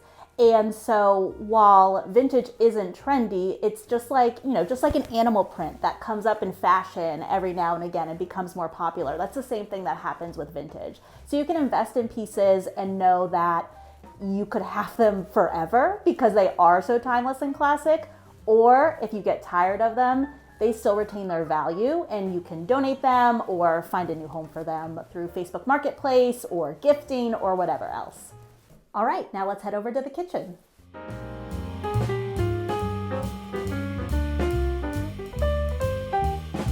Welcome to my kitchen. When we moved into this home 8 years ago, one of the first things I wanted to do was renovate the kitchen. In fact, I told my husband I wouldn't buy this house unless we could renovate the kitchen because it was original from the 80s, 90s. So in addition to the cabinets not fully hitting the ceiling and being just this wood brown that you don't really see often anymore, the entire kitchen area was tile. And the countertops were a penny tile. So they were like about 2 centimeter by 2 centimeter tile with grout everywhere. So it grossed me out. I mean, the amount of crumbs and food, and I think the appliances were about just as old as the house was. So I was 8 months pregnant with my son. We still had our apartment that we were renting, and my husband, my brother-in-law, and my father-in-law demoed the kitchen to get it ready for the renovation. And there was about 2 inches of concrete underneath the tile that they had a demo through. It took them 2 days. I think they were expecting it to be a 1-day project. And then we worked with a contractor to design this kitchen. This was my first design project, so I really wanted to create something warm, inviting, cozy, and timeless. So I went with a white kitchen. I've always wanted white cabinets, and I went with the white theme throughout. One of my favorite pieces are these kitchen tiles on my backsplash. While they're white, they do have a lot of movement to them, and I think they just look perfect. A lot of people were telling me I needed to get a gray backsplash, and I didn't want a gray backsplash, and I ended up with something that I absolutely loved. I think the kitchen is another really important place to decorate, and don't ignore the kitchen because it's also a room of utility. So a few ways that I like to decorate my kitchen. I have this Tolware tray that I hung above the stove, and it's food resistant, so it's metal, so things can splatter on it. We can wipe it off, no problem. I like to display, what we use to cook with, our cooking utensils, our teaspoons, our olive oil, our salt.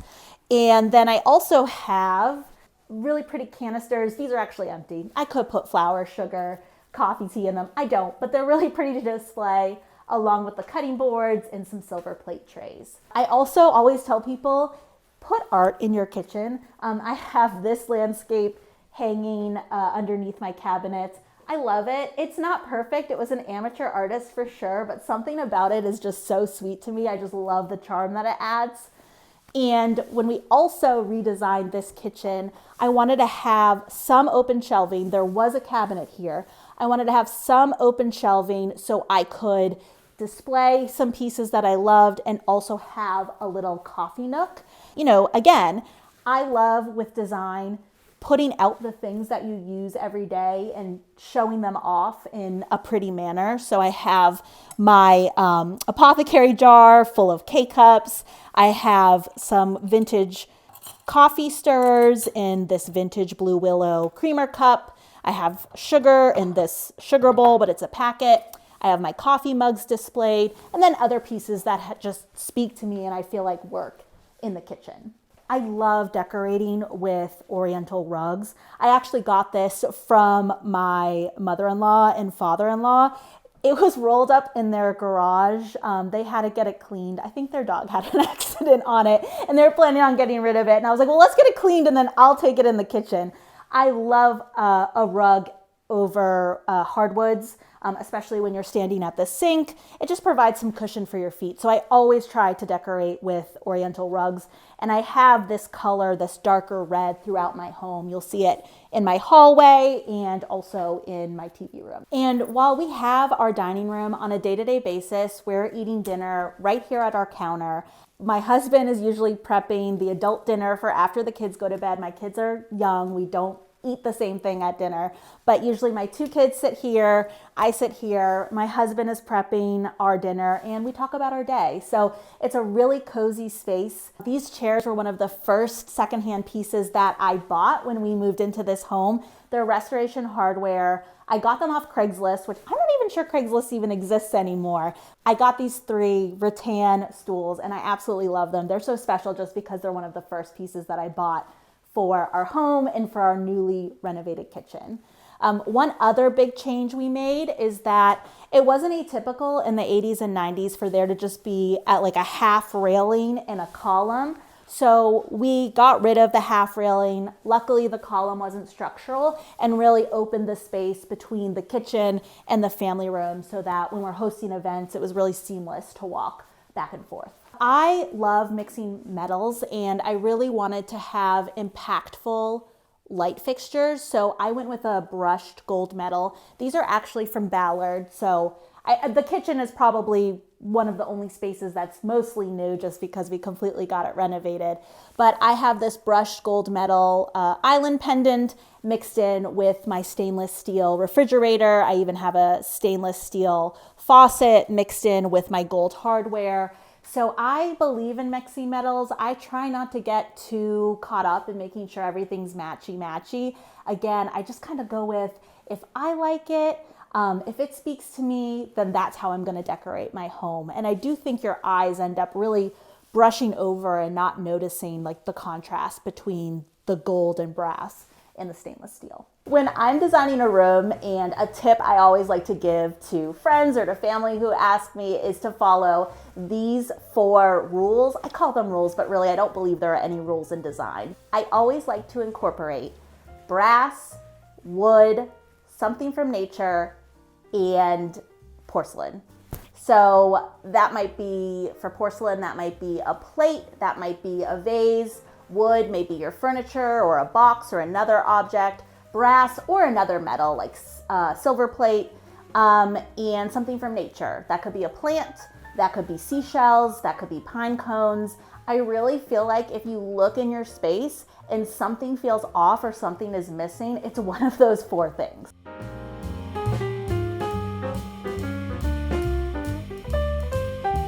This is my family room. This is where we spend the most time as a family. Again, 95% of this room is vintage. I think the biggest exception is this couch. Believe it or not, this couch is IKEA, but I love it because I think it still has the traditional vibes with the rolled arms and the skirted fabric. I just didn't want to be worried about investing in an expensive couch when I had 2 young kids, and I also have a dog who constantly gets on the couch. So this is totally perfect for now. Maybe one day I'll get a nicer, higher end couch, but I can throw this in the wash and I don't have to worry about it. That's part of what I also make sure when I'm decorating. I don't want to be worried about anything. I want to make sure that this house can be lived in.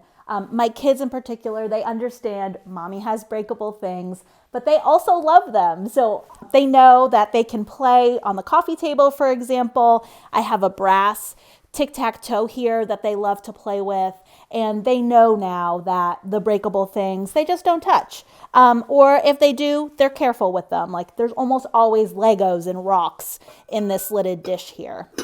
I absolutely love these chairs. I found them at a local antique mall and I was so smitten with the birds and the flowers that I bought them immediately. I wasn't even looking for chairs. I had another pair of chairs here that were actually West Elm. They didn't match my style as much anymore. And it's also why I love buying and selling vintage, because I got these chairs for less than my West Elm chairs, sold my West Elm chairs, so I ended up making money.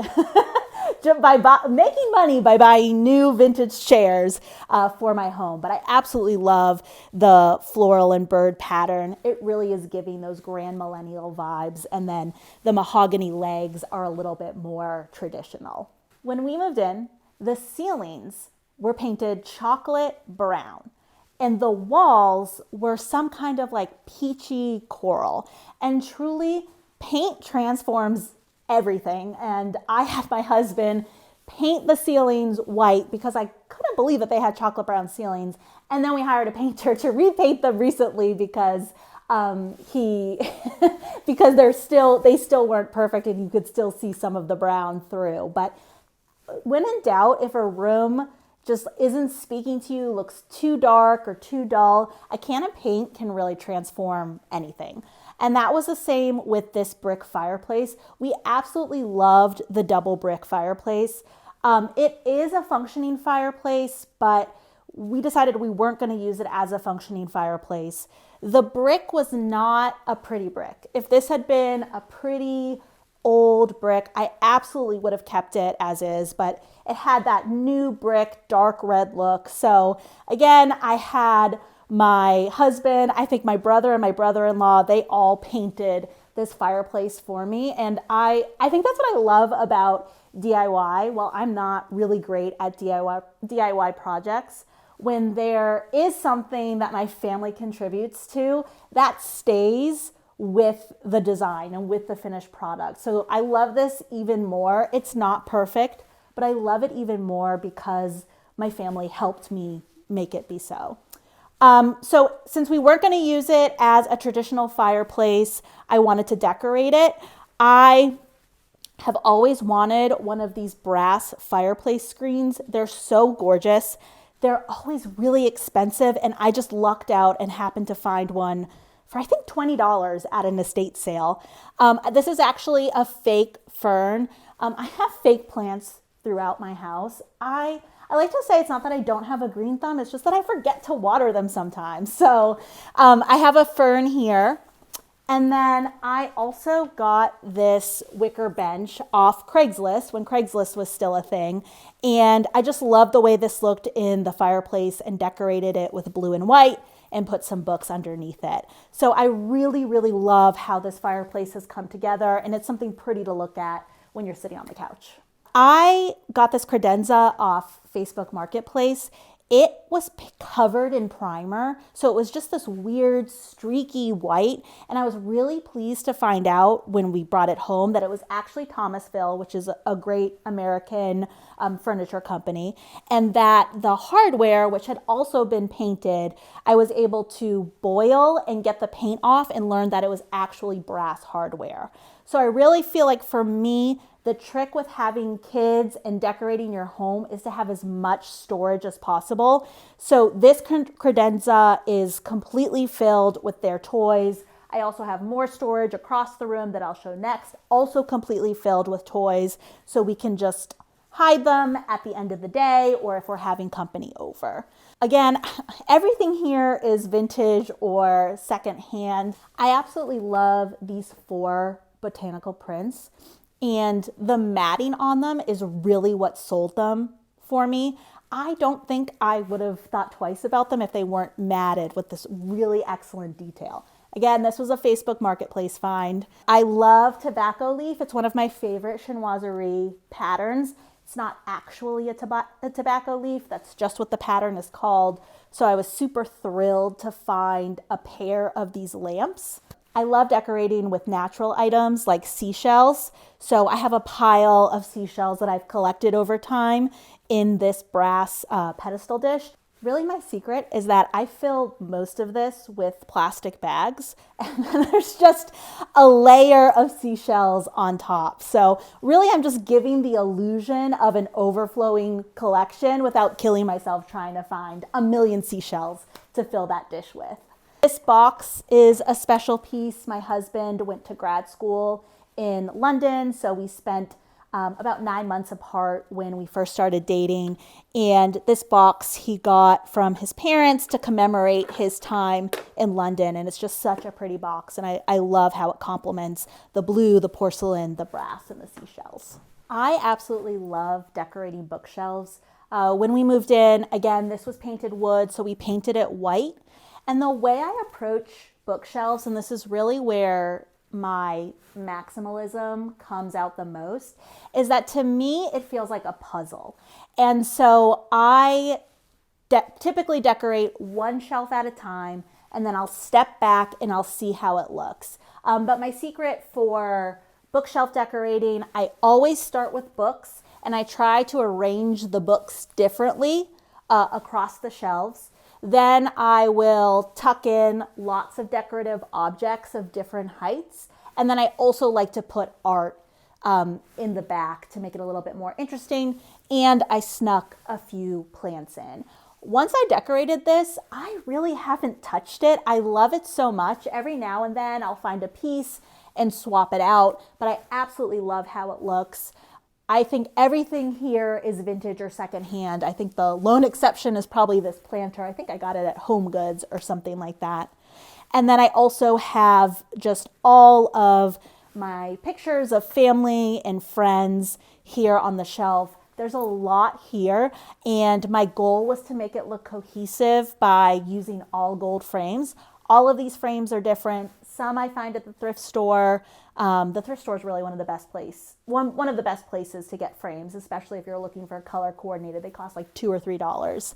And then I also have my favorite blue and white pieces. Double happiness jars are one of my favorite pieces to decorate with. I have three double happiness jars in this room alone. And double happiness jars, that symbol is a symbol of good fortune and joy and luck. And they're often used at weddings for a couple that's getting married in China. So absolutely love double happiness and the meaning behind it. I spent a lot of time trying to figure out what to put in this space. And when I found this drop leaf table, it just came together for me. Right now it's down, but typically we'll have it up. The kids will play Legos on here, or we'll have a puzzle that the whole family is working on. And I just really love how homey it makes it feel when this is up and we have those things out. I also found this on Facebook Marketplace. It is a cast iron candelabra, and I absolutely loved it. I probably still need to get some candles to put in it, but I love it as just this really interesting structural object on my wall. Again, I have some Staffordshire style dogs here that I love, blue and white, real and fake plants. And I also absolutely love this book. It's a Schumacher book, and it has gorgeous interiors on the inside. So I thought it looked pretty to be displayed and opened on an easel, and it functions like art would. Yeah, I was 8 months pregnant with my first child, my son, when we first picked out this home. We visited a lot of houses all over the city. And ultimately we wanted one that had a big backyard. We live on an acre of land, so we wanted a place where we could put a swing set, where we could have lots of flowers. We're still working on our outdoors because we've spent most of the time focused on our indoor space. And we knew that we were gonna have a growing family, so we also wanted to pick a home that would grow with us.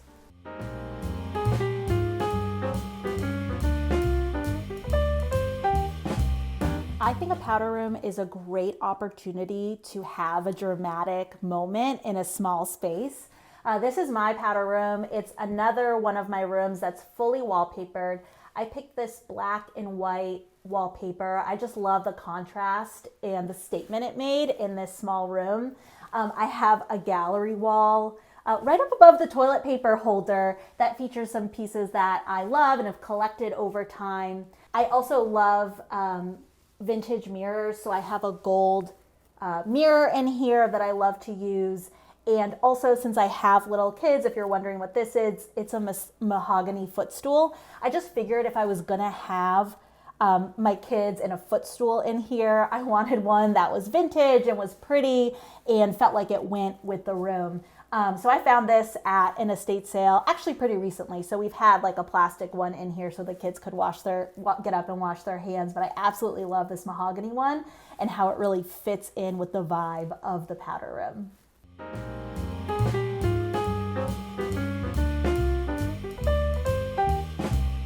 This is my screen porch. This is not original to the house. We just had this built in the past year. Our deck needed to be knocked down anyways because it wasn't built to code, so we decided to add a screen porch.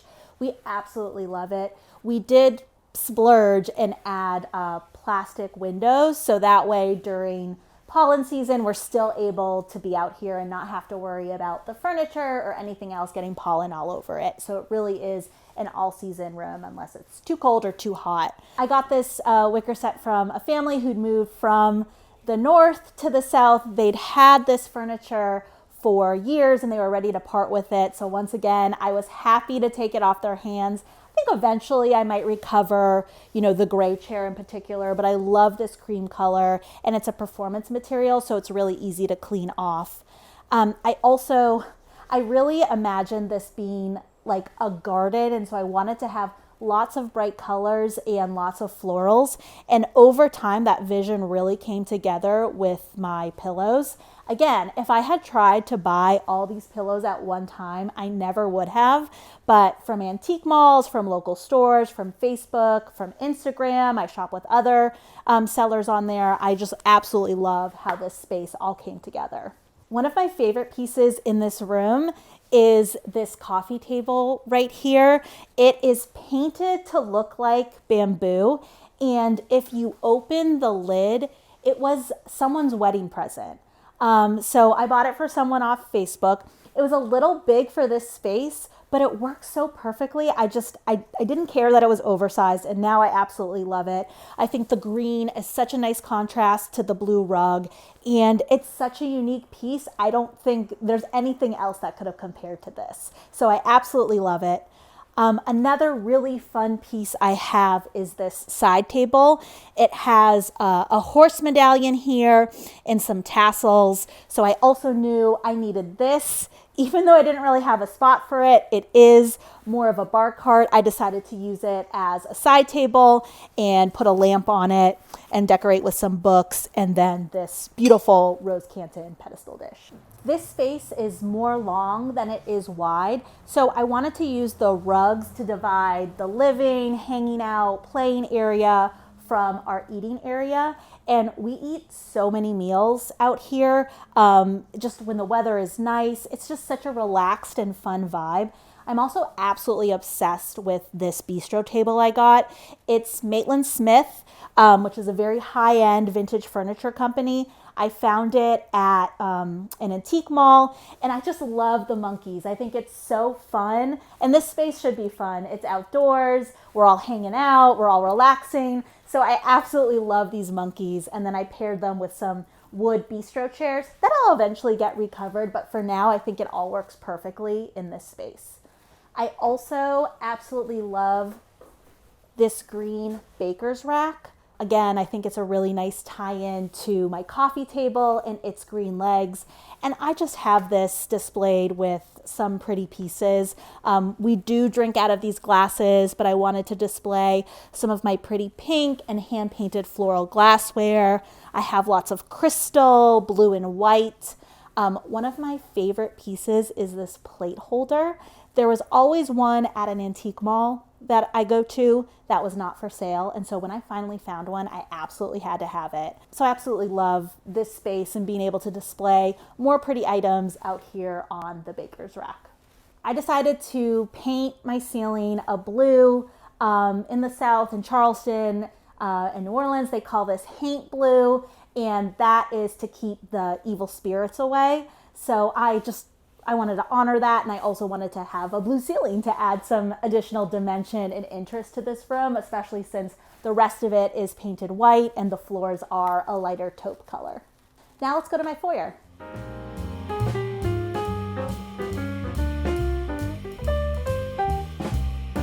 So this is my foyer. Typically people enter in through the garage, so I use this mostly as a decorative space. I love an umbrella holder and vintage canes. They're just so fun to find and something that you don't see in every house. So I have a vintage cane collection.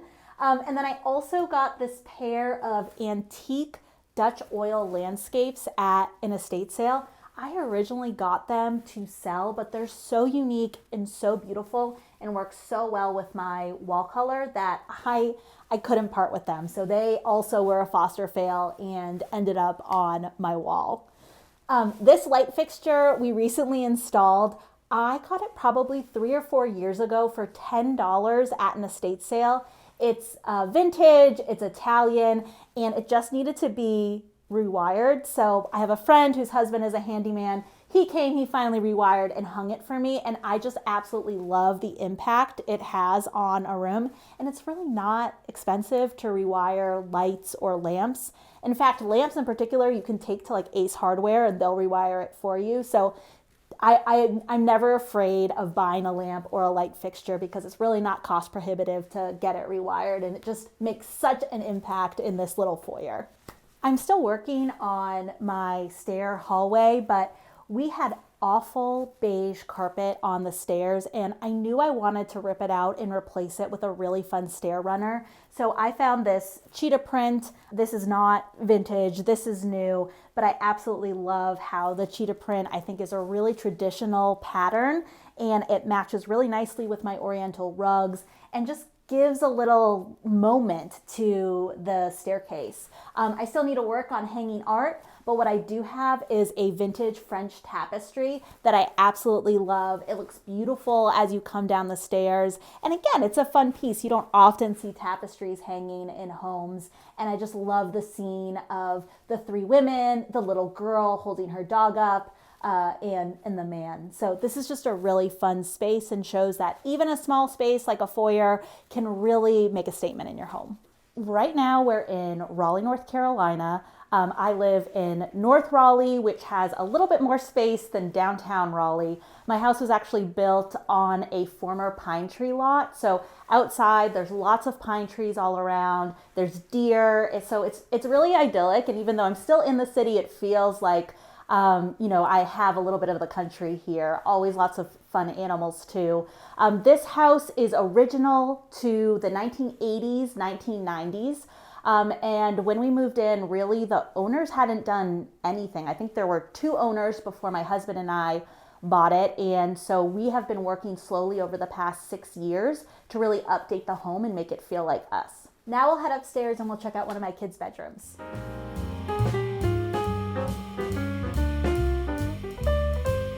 This is my son's room, and in both my kids' rooms, I like to balance decorating with vintage with honoring the fact that they're kids and what they love to do and play with. I also make sure that they have a say in what goes up in their room, and as a result, I really think this is a perfect blend and a great example of how you can both decorate with vintage and pieces that will grow with kids and also let them be kids. So I got this antique Jenny Lind bed frame off of Facebook, and I let my son pick out some art that he loved. Now, he's not going to the store and picking this out. I gave him a couple options, but he really loves this hunt scene, and I hung up this ship plate.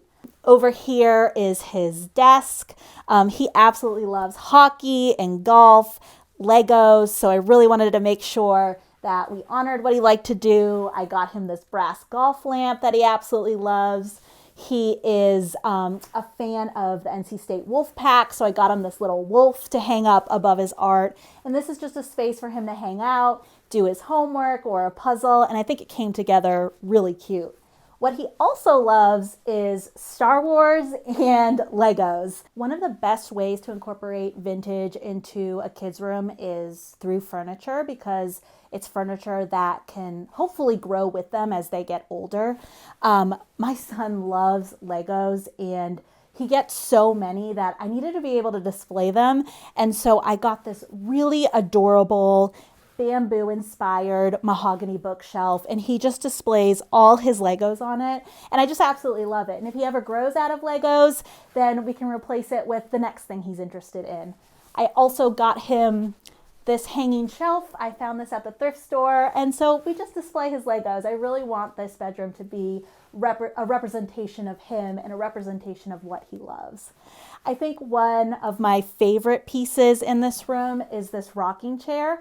I'll often go antiquing with my kids, and he was sitting in this rocking chair at the antique mall. I think he was watching something on my phone, and we were getting ready to go, and he said, "Mommy, I need this rocking chair." And who am I to argue with that? So I said, "You know what? It's yours." So we took it to the front, We paid for it. We put it in his room. His stuffed animals hang out in it. And I just really want to inspire a love of vintage in my kids as well. Home means to me a space where at the end of the day, you come home, you feel calm, you feel cozy, you feel exactly like yourself. I want whoever comes to my home to instantly feel relaxed, like they can sink into a comfy chair. I just believe that home should be your safe place and your sanctuary. And I really believe that it also is where everyone's personality should shine. So while I'm the primary decorator of the home, I always try to make sure to bring in what my husband likes and what my kids like, so that it really does feel like a house that's for a family. Well, Homeworthy, it's been great having you, but the antique stores close at 5, so I better be going. See you next time. Thanks for watching. Go to homeworthy.com for exclusive content and shopping guides.